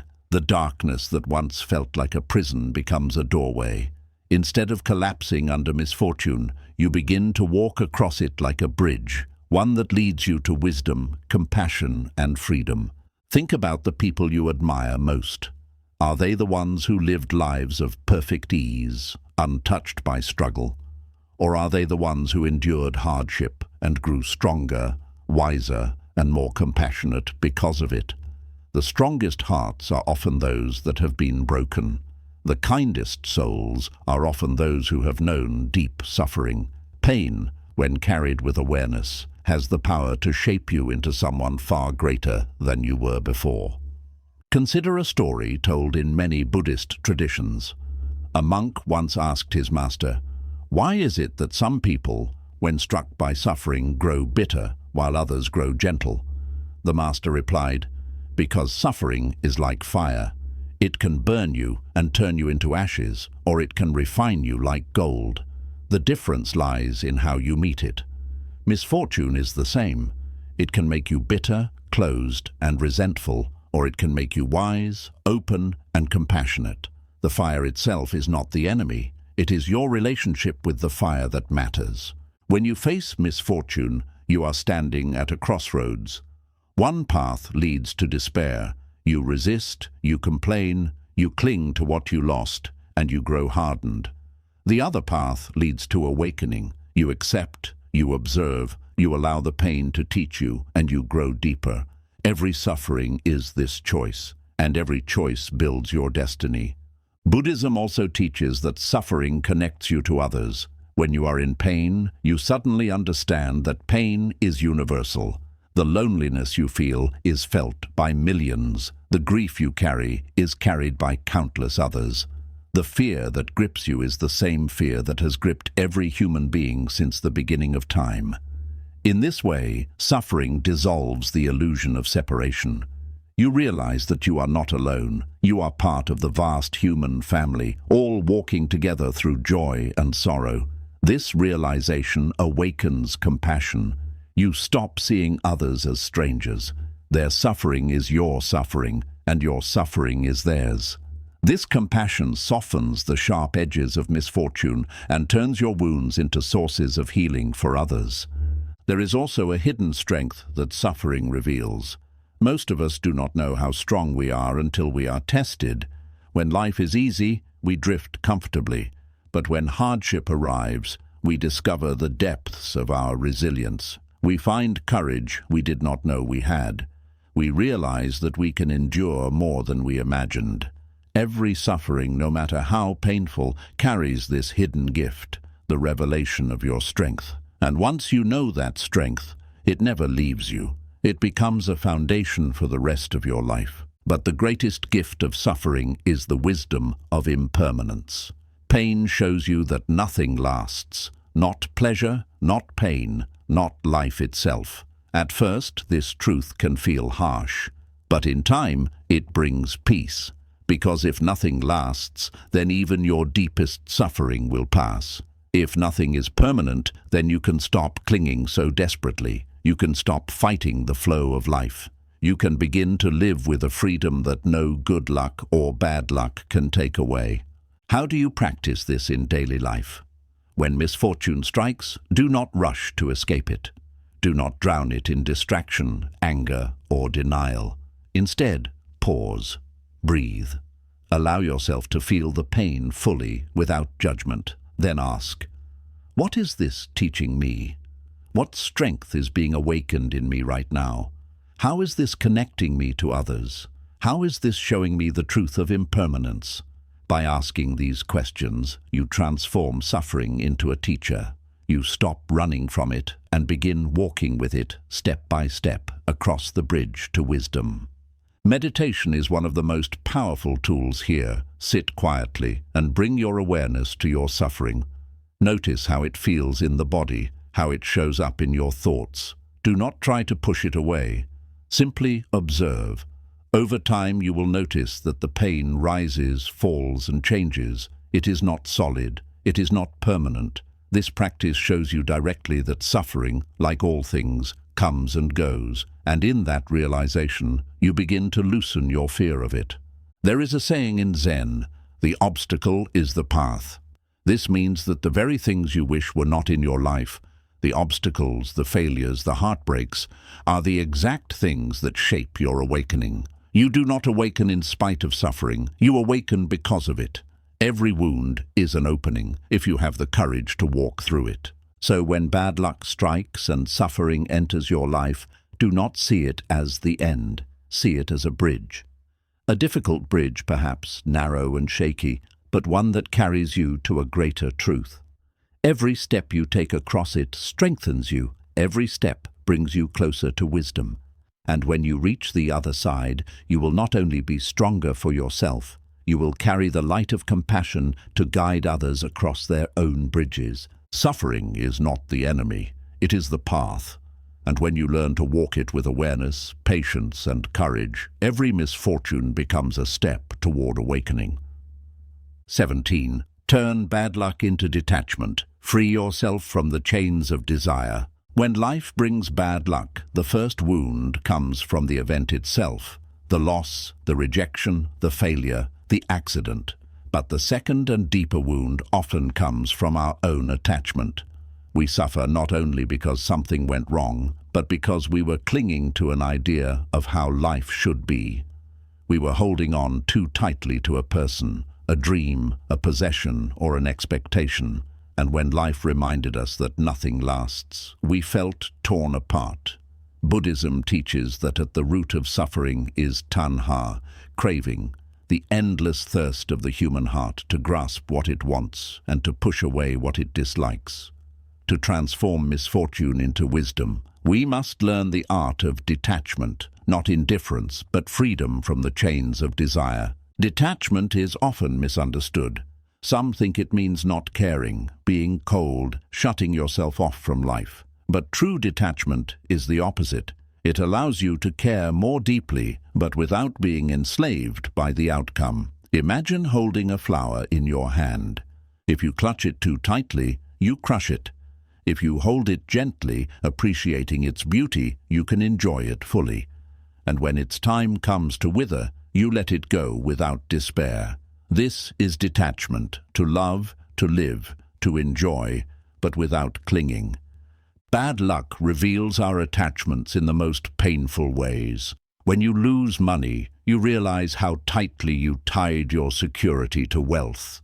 When someone leaves you, you see how much of your identity depended on their presence. When a dream collapses, you feel how much of your worth was chained to that single outcome. Misfortune acts like a mirror, showing you the desires that control you, and once you see them clearly, you have the chance to free yourself.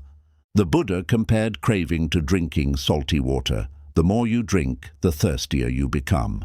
You think satisfying desire will bring peace, but instead it creates deeper hunger. When life denies you what you crave, when bad luck snatches away what you thought you needed, it is painful, but it is also an opportunity. It is the universe showing you where your chains are. If you use the moment wisely, you can begin to loosen them. Think of the countless times you thought you could not live without something, a possession, a person, a job, a status. You feared its loss would destroy you, and then you lost it. The pain was real, but over time, you survived. You even grew. You discovered that life went on, and that you were larger than the thing you lost. This is the secret gift of misfortune. It breaks the illusion that you are dependent on external things for your existence. It forces you to discover the strength of simply being. Detachment does not mean you renounce all action or abandon your responsibilities. It means you act without clinging to results. You work hard, but you do not tie your worth to success. You love deeply, but you do not imprison others with your attachment. You care for your body, but you accept that aging and death will come.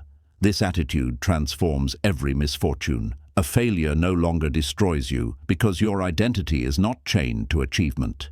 A rejection no longer defines you because your worth is not dependent on approval.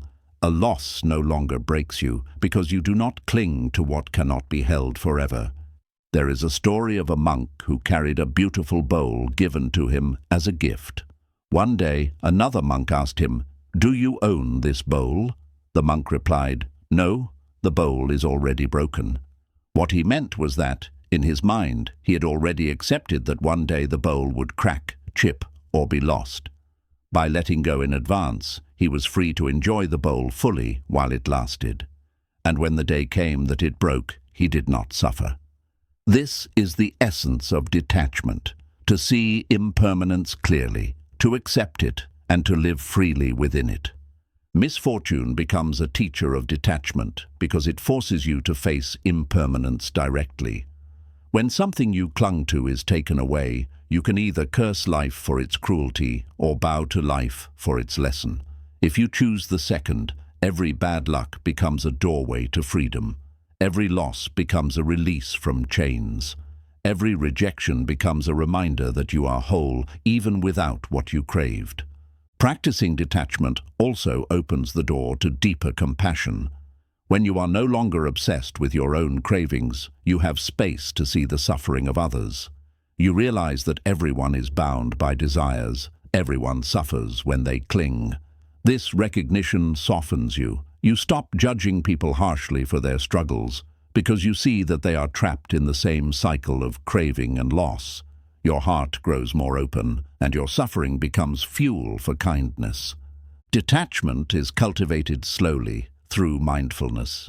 Begin by watching your cravings in small daily events. Notice how upset you become when plans change, when you lose something trivial, when you do not get what you expected. Instead of feeding the anger, simply observe it. Ah, this is attachment arising. With practice, you begin to see that attachments are thoughts, not unbreakable truths. They rise, they fade, they pass. Meditation deepens this practice. Sit quietly and observe sensations in the body. Notice how even pain changes from moment to moment. Notice how thoughts appear and vanish. You begin to see directly that everything is impermanent. With this insight, the grip of desire weakens. You taste the freedom of simply being present, without clinging, without pushing away. Detachment does not make life dull. On the contrary, it makes life more vivid.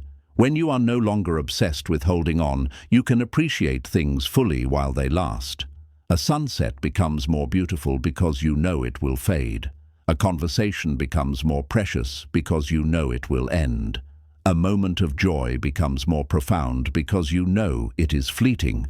Detachment does not numb you, it awakens you. It allows you to love more deeply, not less, because your love is free, not chained. So when bad luck visits, let it teach you where you are clinging. Ask yourself, what am I holding on to that life is asking me to release? Then practice loosening your grip. At first, it may feel painful, as if you are losing everything. But in time, you will realize that what you are losing are chains, not treasures. The true treasure is freedom.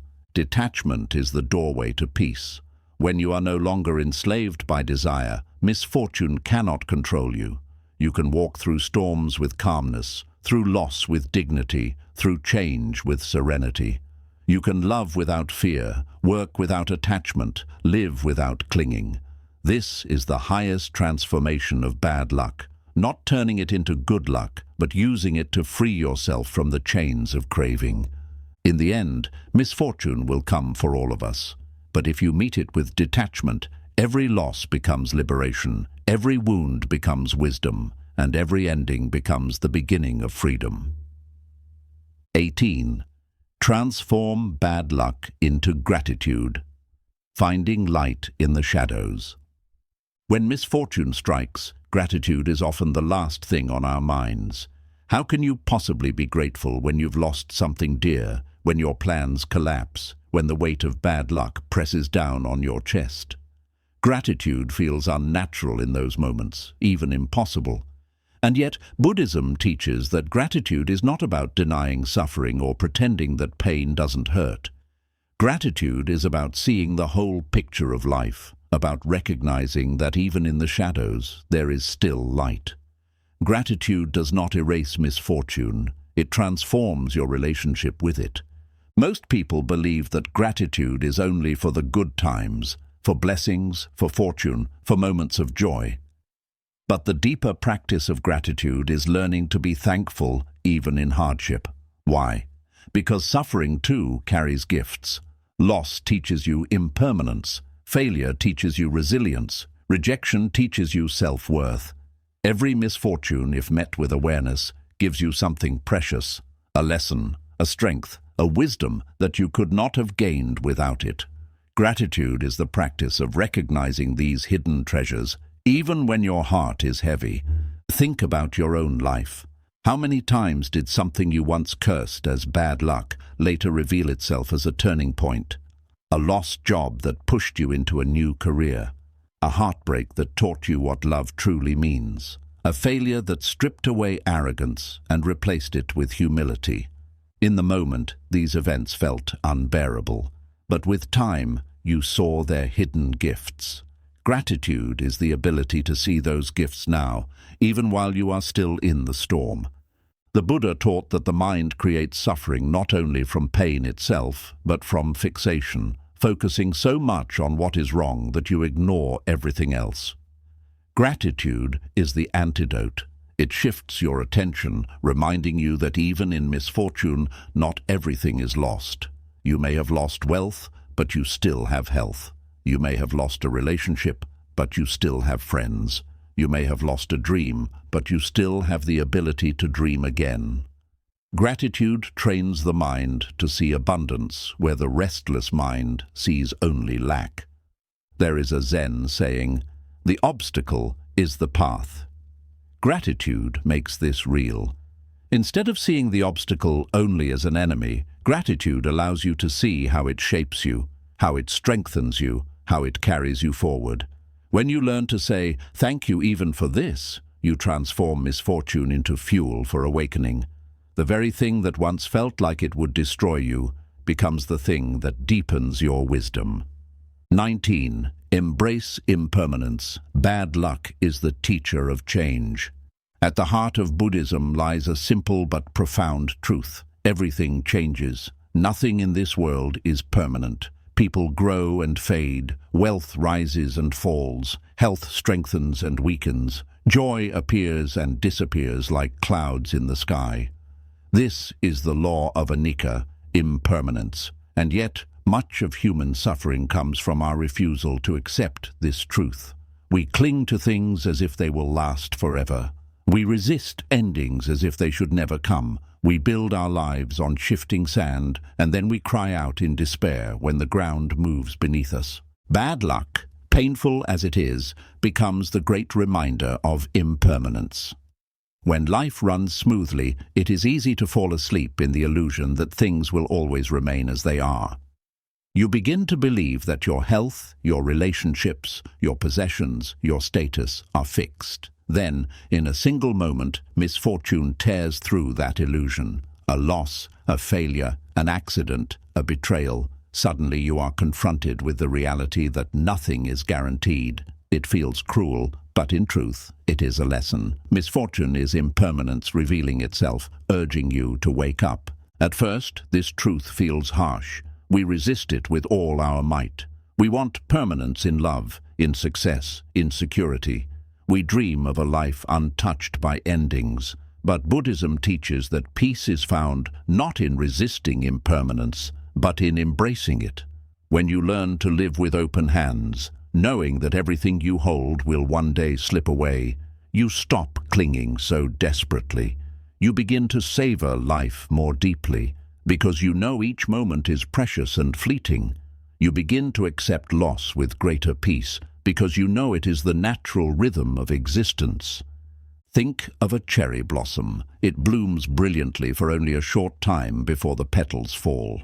Its beauty lies not in its permanence, but in its fragility. If it bloomed forever, you might stop noticing it.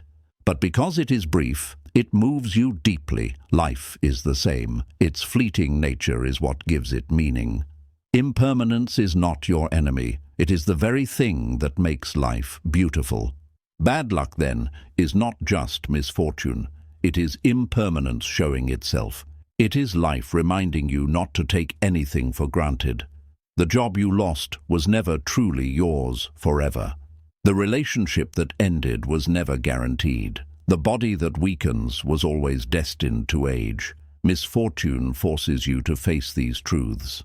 And if you face them with awareness, you discover a freedom beyond clinging. Embracing impermanence does not mean becoming passive or hopeless. It does not mean you stop loving, stop working, or stop caring.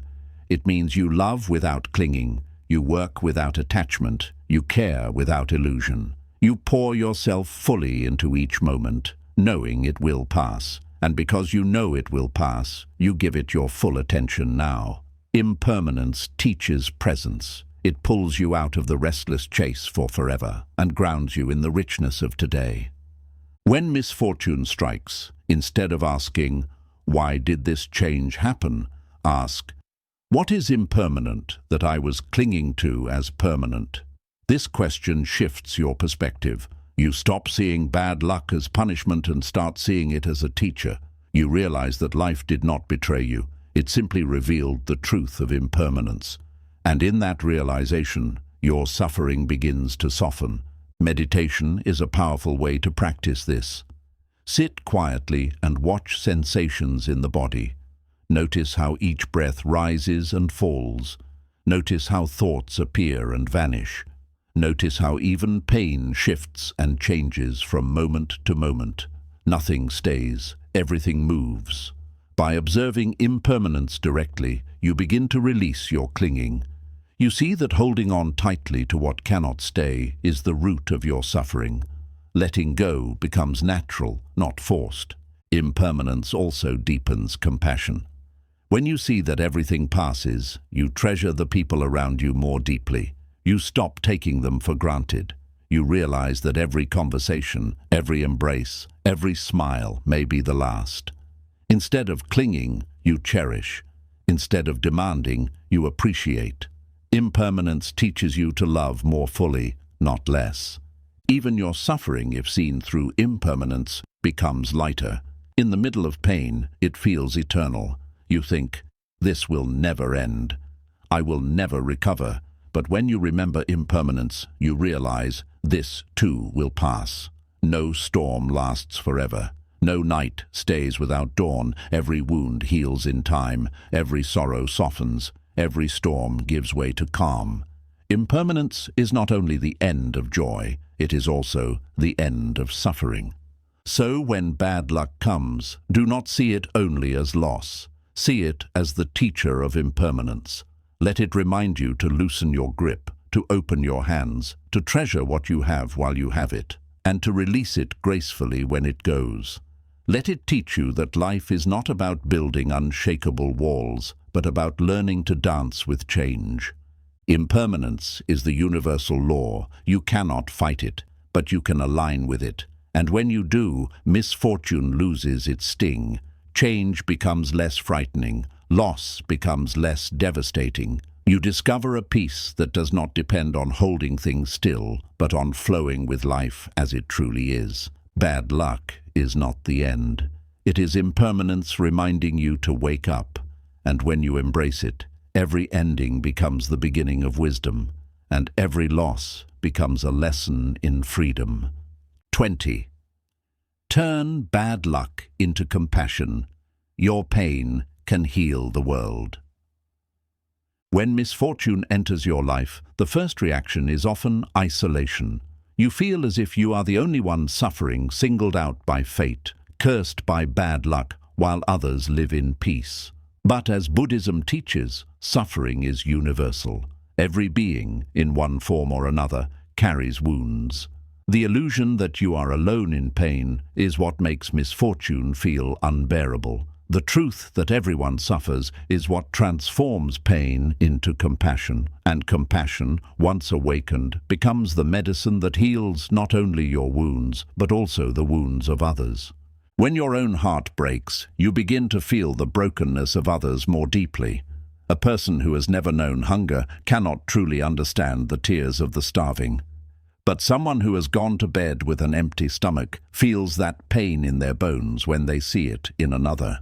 A person who has never known rejection may sympathize, but cannot truly feel the sting of being cast aside. But someone who has cried those tears recognizes the same sorrow in another's eyes. This is the hidden gift of misfortune. It cracks open the shell of self-centeredness and reveals the shared humanity beneath. Buddhism teaches the practice of karuna, compassion. Compassion is not pity. It is not looking down on others and saying, "Poor you." It is the deep recognition that their suffering is also your suffering, that life has tied all beings together in a web of shared impermanence, loss, and longing. When you see this clearly, the pain in your own life becomes the bridge that connects you to others. Instead of asking, "Why me?" you begin to ask, "How can my experience help me understand and support others?" Think about the people who have touched your life the most. Were they people who never struggled, who lived untouched by misfortune? Or were they people who endured hardship, yet carried their scars with gentleness and understanding? The teachers, friends, and guides who truly comfort us are rarely the ones who lived easy lives. They are the ones who have walked through fire, and because of that, they know how to hold others gently when they burn.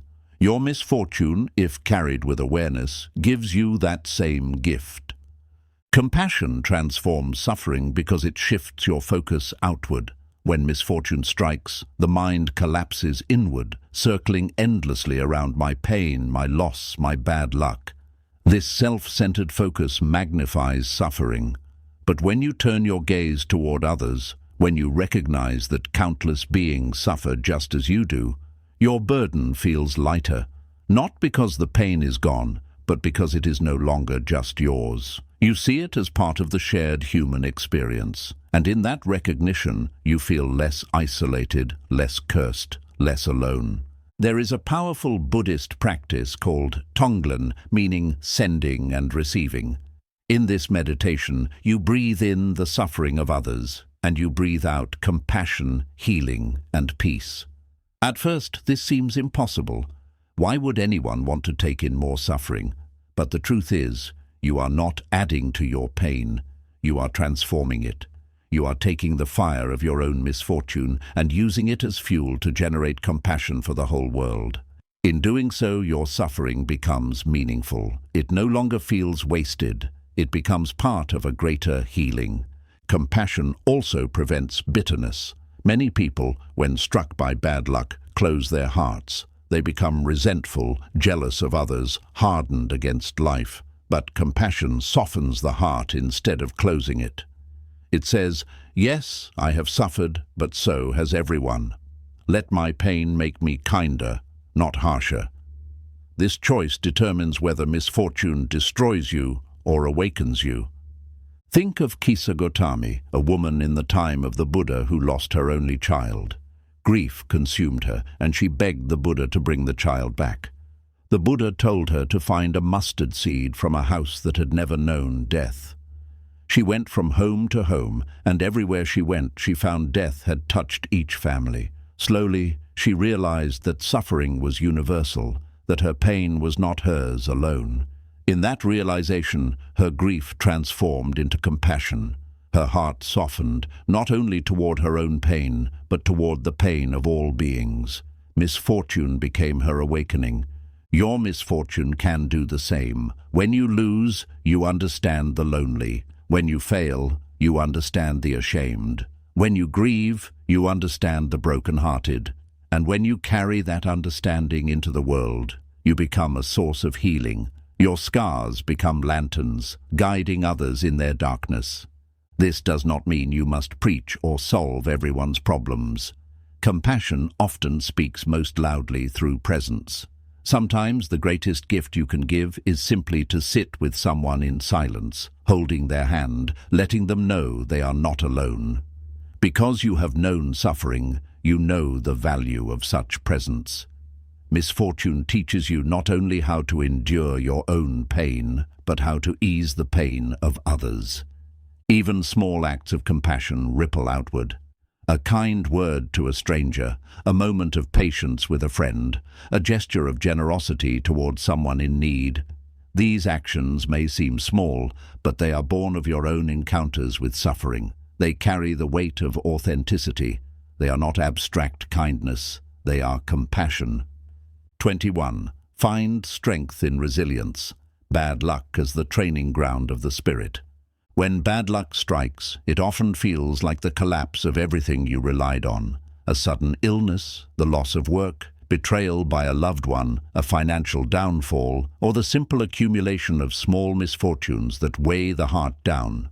All of these moments can feel unbearable.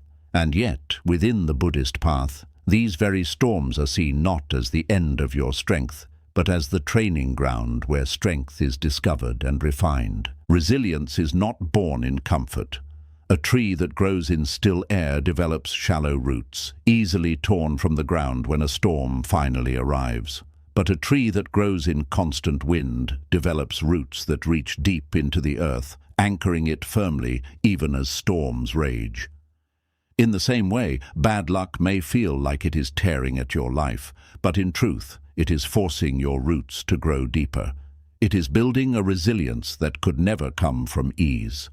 Buddhism calls this adhitthana, determination, the unwavering resolve to continue walking the path no matter what arises. The Buddha himself embodied this resilience.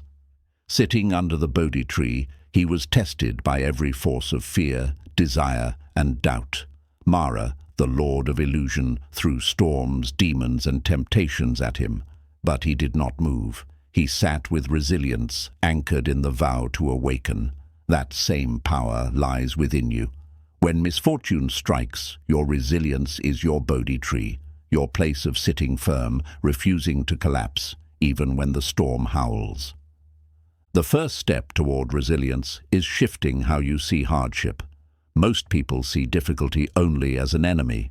They say, if only my life had no obstacles, I would be happy. But obstacles are what make you strong. A muscle grows only by being challenged. Wisdom grows only by facing confusion. Compassion grows only by knowing sorrow. Resilience grows only by walking through storms. When you begin to see bad luck as training rather than punishment, you stop asking, why me, and begin asking, what strength is this moment building in me? Consider the practice of walking meditation in Zen. Monks walk slowly, one step at a time, often on uneven ground. Each stone, each slope, each discomfort is not avoided. It is embraced as part of the path. Life is the same. The rough stones of misfortune strengthen your step. Without them, your spirit remains fragile.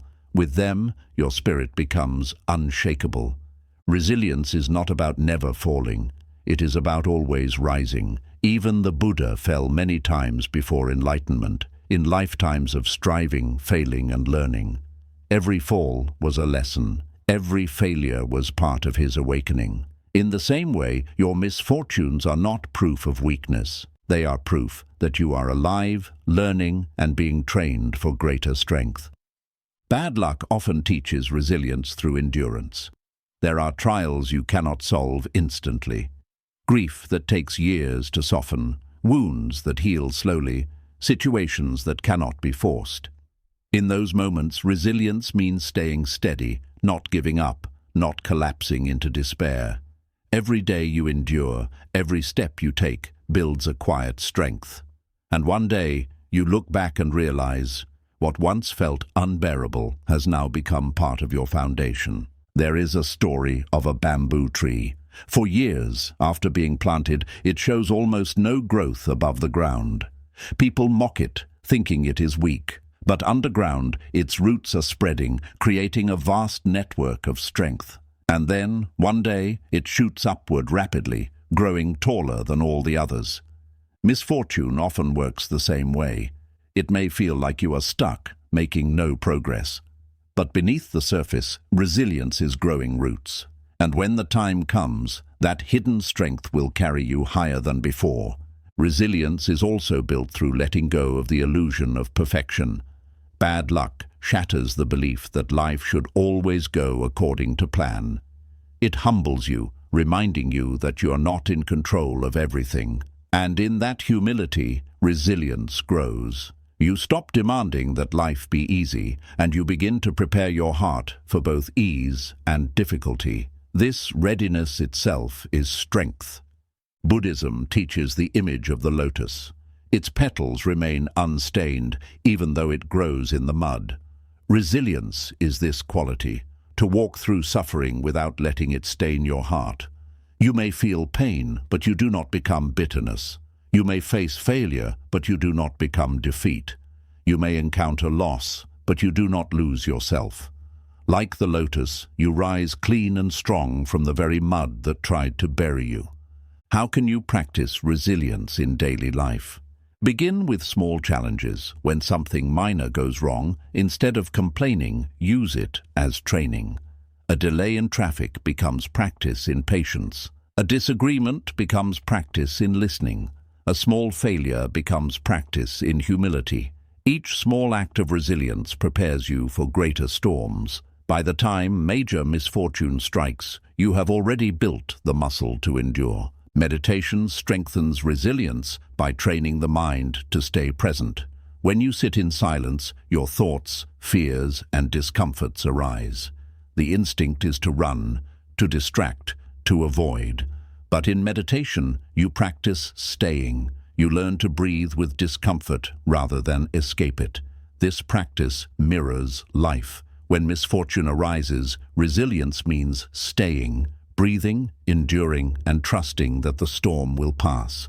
Resilience does not mean being rigid. A rigid tree snaps in strong winds, but a flexible tree bends and survives. In the same way, true resilience includes adaptability. Sometimes strength means standing firm. Other times it means bending, changing direction, or finding a new path.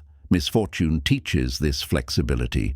When one plan fails, you learn to create another. When one door closes, you learn to seek another opening. The ability to bend without breaking is resilience at its highest form.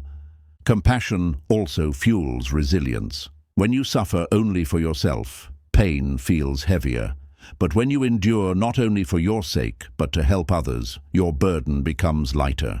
Parents endure hardships for their children. Teachers endure difficulties for their students. Bodhisattvas endure countless lifetimes of suffering for the sake of all beings. When you connect your resilience to a purpose beyond yourself, misfortune no longer feels meaningless. It becomes part of your offering to the world. So when bad luck comes, remember, this is your training ground. Every setback is strengthening your roots. Every loss is teaching you humility. Every failure is shaping your wisdom. Every sorrow is deepening your compassion. Misfortune is not here to destroy you. It is here to forge you into someone stronger, wiser, and freer than you were before. Resilience does not mean life will stop testing you. It means you will no longer collapse when tested. You will bend like bamboo, rise like the lotus, and endure like the mountain. And in that endurance, you will discover a strength that is not shaken by luck, a strength that belongs to you forever. 22. Transform bad luck into wisdom. Every misfortune holds a hidden teaching. When bad luck strikes, most people only see the pain. They see the loss, the rejection, the failure, the accident, and they label it as meaningless suffering. They feel cursed, abandoned, singled out by fate. But in Buddhism, nothing is without meaning. Every experience, joyful or painful, fortunate or unfortunate, carries the potential to teach you. Misfortune, though heavy, is often the most powerful teacher of all. It strips away illusions, forces you to face truths you would otherwise ignore, and gives you lessons that comfort could never provide. If you learn to approach bad luck with awareness, every misfortune becomes a classroom, every wound becomes a textbook, and every hardship becomes a teaching that guides you toward awakening. Wisdom does not grow in ease. When life is smooth, it is easy to drift through days half asleep, believing you understand, while in truth you are just coasting. But when bad luck comes, you are shaken awake. You are forced to question your assumptions, to look deeper, to ask, what is this teaching me? That question is the key to transformation. Without it, suffering makes you bitter. With it, suffering makes you wise. Think about the teachings hidden in common misfortunes. Loss teaches impermanence. Failure teaches humility. Rejection teaches self-reliance. Illness teaches gratitude for health. Loneliness teaches the value of connection. Poverty teaches simplicity. In each case, the pain itself is real, but within that pain is a truth that, if learned, becomes wisdom. Without the experience of bad luck, these lessons would remain abstract ideas. With it, they become living truths engraved on your heart. There is a story in Zen about a student who complained to his master, "Why must life be filled with so much hardship? Why can't the path to wisdom be smooth?" The master handed him a rough stone and said, "Rub this stone until it becomes a mirror." The student rubbed and rubbed, and in time the stone's surface became smooth and reflective. The master explained, "Your suffering is the rubbing. Without it, your heart remains dull. With it, your heart becomes polished, able to reflect truth clearly. Misfortune is this polishing. It may hurt, but it is shaping you into clarity. When you face misfortune, the first reaction is often resistance. This should not have happened. I do not deserve this. But wisdom grows when you shift the question from resistance to reflection. Instead of, "Why me?" ask, "What is this teaching me?" This shift transforms suffering from meaningless punishment into meaningful growth. Even if you cannot see the lesson immediately, holding the question itself softens despair and opens the door to wisdom. Misfortune often teaches humility. Success and good fortune can inflate the ego, making you believe you are untouchable. But one stroke of bad luck, a failure, a loss, shatters that illusion. At first, it feels cruel, but in time, you see that humility is one of the greatest forms of wisdom. It grounds you, makes you compassionate, reminds you that you are human just like everyone else. Without misfortune, many people would remain trapped in pride. With it, they learn the humility that opens the heart to truth. Misfortune also teaches resilience. A person who never faces hardship may remain fragile, but one who has endured storms learns an inner strength that nothing can break. You may think your suffering is weakening you, but in truth, it is forging a strength you cannot yet see. That strength, once revealed, becomes wisdom. The wisdom that you can endure, that you are larger than any single loss, that storms always pass. Another teaching hidden in misfortune is compassion. When you suffer, you begin to understand the suffering of others more deeply. Before misfortune, you may sympathize in theory. After misfortune, you empathize from the heart. You know what it feels like to be broken, rejected, or afraid, and this knowing makes you kinder. Compassion born from suffering is not shallow. It is wisdom, because it recognizes the shared nature of human experience. In meditation, you can deepen this transformation. When you sit with your pain instead of running from it, you begin to see it clearly. You notice that pain is not solid. It rises, shifts, and fades. You notice that thoughts about misfortune make it heavier than it really is. You notice that even in suffering, moments of peace can appear. These insights are wisdom, not ideas, but direct experiences that change how you see life. Without sitting with your misfortune, these truths remain hidden. Bad luck also teaches the impermanence of identity. You may think, I am successful, I am loved, I am healthy. And then misfortune tears away that identity. At first, this feels like death, but with awareness, you realize that you are not those identities. You are something deeper, the awareness in which all experiences arise and pass. This is profound wisdom, to see that who you truly are cannot be destroyed by misfortune. The key is openness. If you close your heart during bad luck, you gain nothing but bitterness. If you open your heart, you discover wisdom hidden in the pain. This openness does not erase suffering, but it transforms it. A closed heart says, I have lost everything. An open heart says, I have lost much, but I have also gained insight. The difference is not in the event, but in the attitude. So when misfortune comes, practice pausing. Breathe.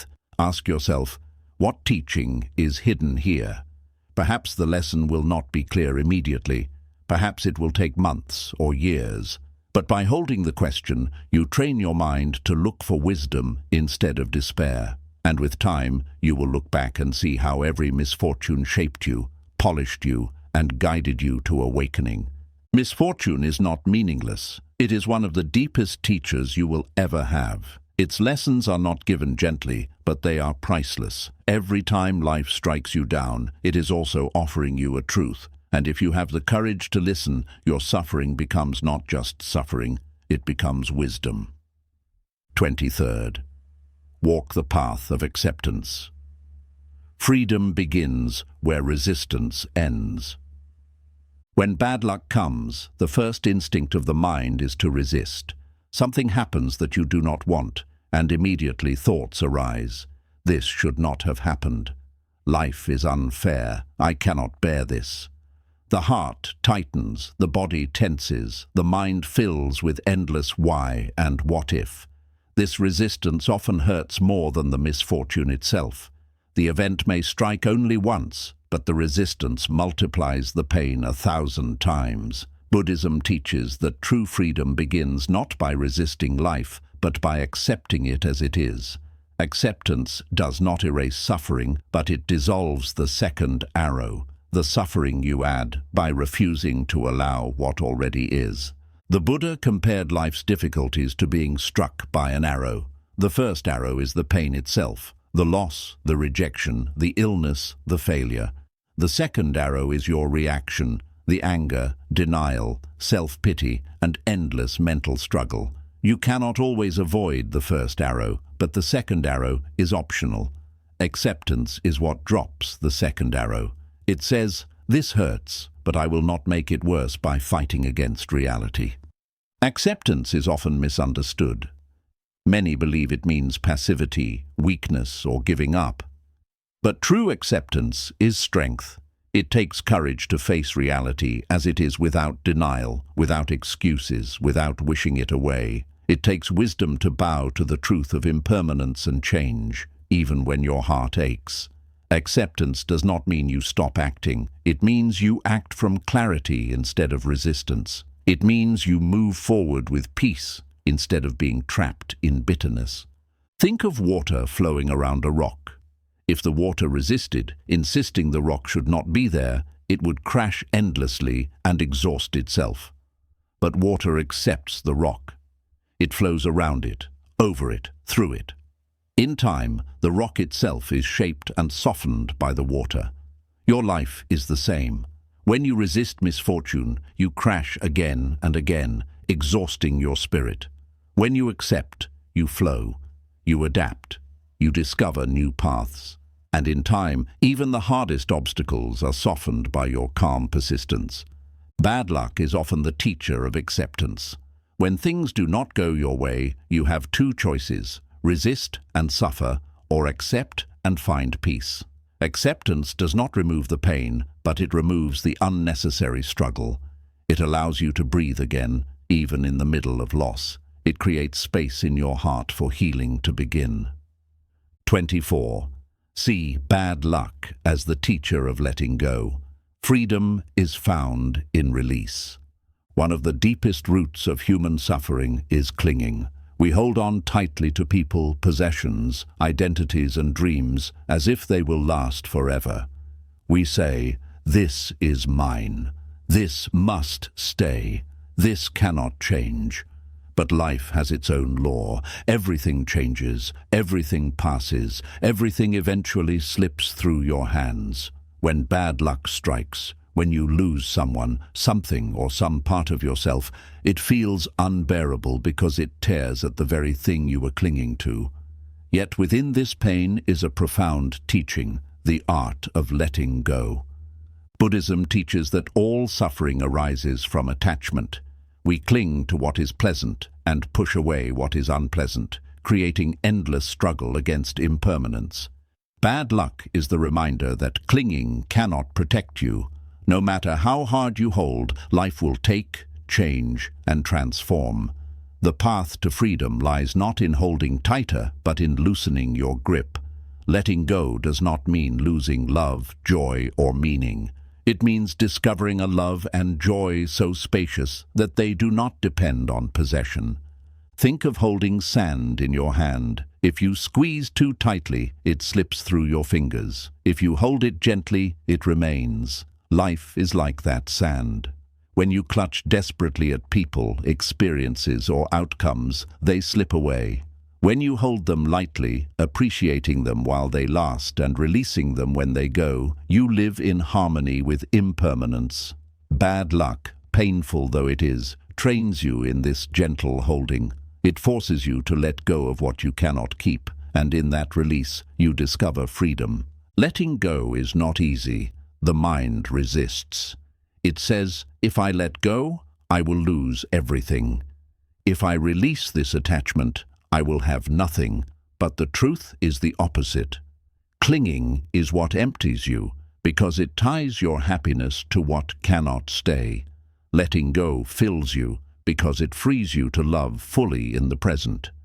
When you let go of the illusion of control, you gain the reality of peace.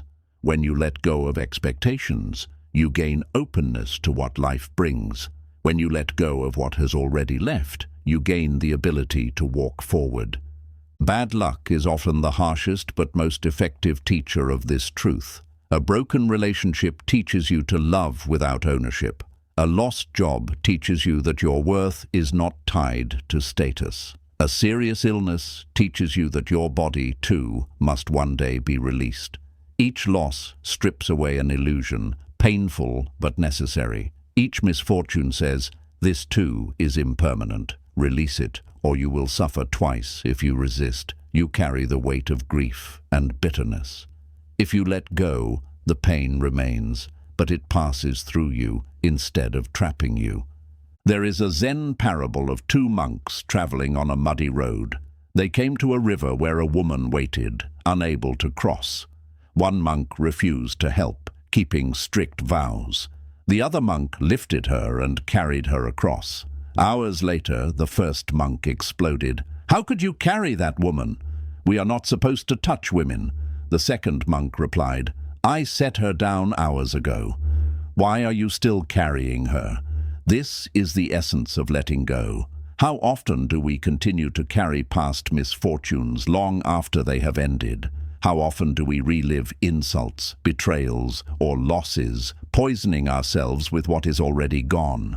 Bad luck demands to be felt, yes, but once it has passed, it is wisdom to put it down. Letting go also deepens compassion. When you release your own burdens, you see more clearly how others cling and suffer.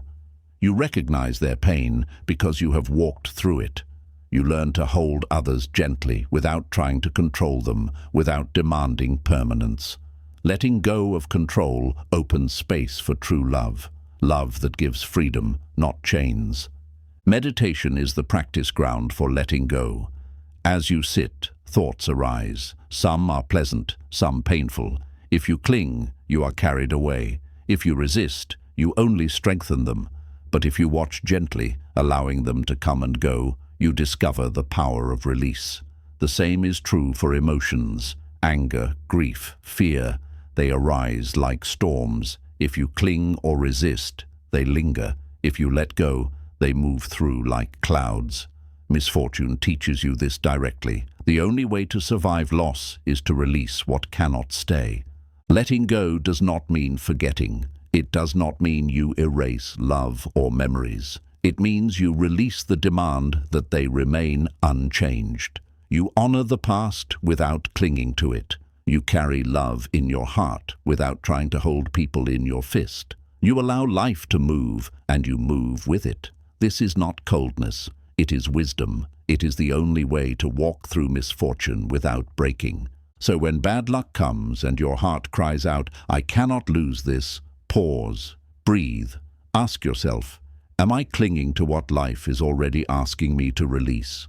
If the answer is yes, practice loosening your grip. It will hurt, but the hurt of letting go is lighter than the endless suffering of clinging. And as you release, you will discover something surprising: the freedom of being able to walk lightly without chains. Bad luck will always bring endings, but if you learn the art of letting go, every ending becomes also a beginning. You are not emptied. You are made spacious. You are not broken. You are made open, and in that openness you discover the deepest truth. Freedom is not found in holding on. Freedom is found in release. 25. Discover the power of perspective. How you see bad luck shapes what it becomes. Every moment of misfortune carries two stories: the story told by the event itself, and the story told by your mind. The first story is simple. You lost something. You failed at something. Someone betrayed you, or circumstances collapsed around you. But the second story, the one your mind builds, is where most of the suffering lies. You say to yourself, "This is the worst thing that ever happened. My life is ruined. Nothing will ever get better. I am cursed." This story multiplies your pain. It turns one blow of bad luck into 1,000 blows repeated endlessly in thought.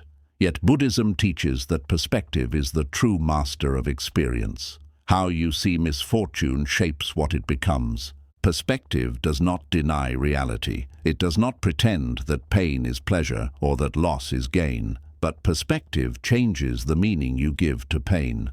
The same event can destroy one person and awaken another, depending on how they see it. A broken heart may drive one into despair and another into deeper compassion. A lost job may leave one person hopeless and another person inspired to discover their true path. The difference lies not in the misfortune, but in the perspective. Buddhism calls this right view, the ability to see clearly, to understand suffering not as punishment, but as part of life's path. Right view means recognizing impermanence in every loss, karma in every consequence, and opportunity in every setback. It means seeing misfortune not only as pain, but also as teacher. With this perspective, nothing is wasted. Every moment becomes fuel for growth. Think of a man walking through a forest who trips over a stone. One perspective says, "How unlucky, this stone ruined my journey." Another perspective says, "This stone reminded me to watch my steps more carefully." The stone is the same, but the meaning changes everything. The first story makes him bitter, the second makes him wiser.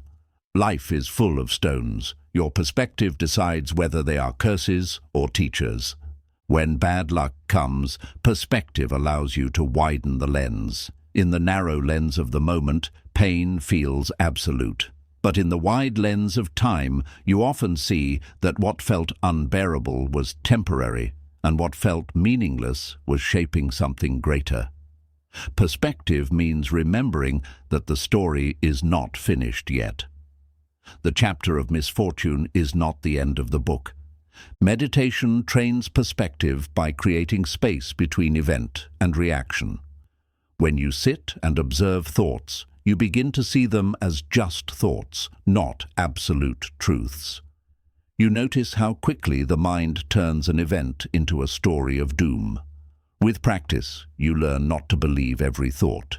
You learn to ask, is this perspective helping me or hurting me?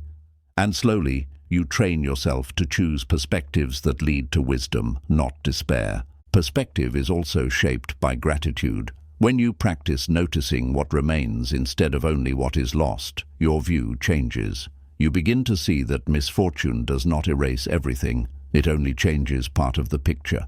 Gratitude widens your vision so that you see both the shadows and the light. And in that balance, suffering becomes lighter. Bad luck can even become a mirror of perspective itself. The same storm that drowns one sailor teaches another how to sail. The same fire that destroys one house inspires another builder to create stronger foundations. Misfortune is raw energy. Your perspective shapes whether it becomes destruction or transformation. Consider the story of a farmer whose horse ran away, often told in Zen teachings. The neighbors cried, "Such bad luck!" The farmer replied, "Maybe." The horse returned with more horses, and the neighbors cheered, "Such good luck!" Again the farmer said, "Maybe." His son broke his leg while taming one of the horses, and the neighbors lamented, "Such bad luck." The farmer said, "Maybe." Then soldiers came to draft young men for war, but the son was spared. "Such good luck," the neighbors exclaimed. Still, the farmer only said, "Maybe." This story shows that perspective is never final. What you call misfortune today may become fortune tomorrow. What you call fortune today may bring pain tomorrow. The wise perspective is to stay balanced, to see both gain and loss as part of the greater flow. When you practice this perspective, misfortune loses its power to break you.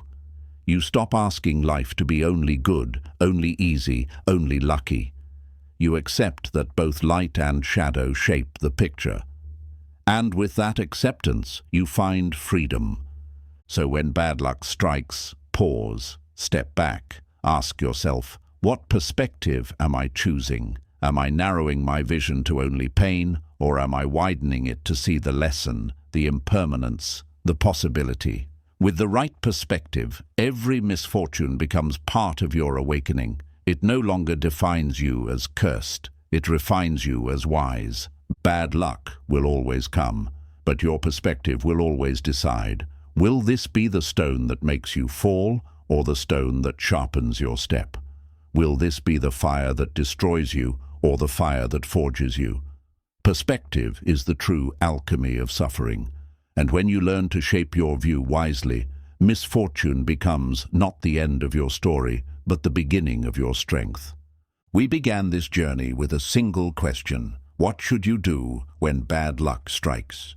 The human instinct is to resist, to despair, to believe that misfortune has cursed you. But step by step through these reflections, a deeper truth has unfolded. Bad luck is not a curse. It is a teacher. It is not the end of your path. It is the beginning of your awakening. Each point has shown a different face of the same wisdom. Misfortune teaches cause and effect, reminding you that your choices shape your path. It teaches presence, pulling you out of endless worry and into the stillness of now. It teaches resilience, humility, compassion, and patience. It teaches impermanence, letting go, and perspective. It humbles the ego and strengthens the heart. It cracks open the illusion of permanence and control, showing you that peace is not found in clinging to luck, but in walking with wisdom. Think back on your own life. The moments you thought would break you, did they not also shape you? The losses you thought you could not survive, did they not also deepen your compassion? The failures that left you on your knees, did they not also teach you strength you never knew you had? Every scar is a reminder that you endured. Every misfortune is proof that you are still here, still breathing, still walking. And within that walking, wisdom has been growing. Buddhism teaches that the lotus grows from the mud. Without mud, there is no lotus. Without suffering, there is no awakening. Without bad luck, there is no chance to discover the depth of your own spirit. The mud of misfortune does not stain you forever. It nourishes the roots of your growth. When you understand this, you stop cursing the mud. You bow to it. You see it as the necessary soil of your transformation. The conclusion then is simple but profound. When bad luck comes, do not collapse into despair. Do not curse life as if it has betrayed you. Instead, breathe. Reflect. Ask, what is this moment teaching me? What strength, what wisdom, what compassion is being born through this pain? In that question, you transform misfortune from an enemy into a guide. Your freedom does not depend on luck. It does not depend on whether life is easy or hard, whether fortune smiles or frowns. Your freedom depends on your mind, on the way you see, on the way you respond, on the way you walk through storms. When you cultivate awareness, patience, compassion, detachment, gratitude, and acceptance, no misfortune can defeat you. Life may shake you, but it cannot shatter you. And so, carry this truth in your heart. Bad luck will come, as it comes to everyone. But if you meet it with wisdom, it will not destroy you. It will awaken you. It will polish you like the stone rubbed into a mirror. It will grow your roots deep like the tree in the wind. It will bloom your heart like the lotus in the mud. In the end, what matters is not the fortune you are given, but the wisdom you make of it. May every misfortune become your teacher. May every storm deepen your calm. May every ending open into freedom. And may you walk the path of awakening with courage, patience, and compassion, unshaken by luck, guided always by wisdom.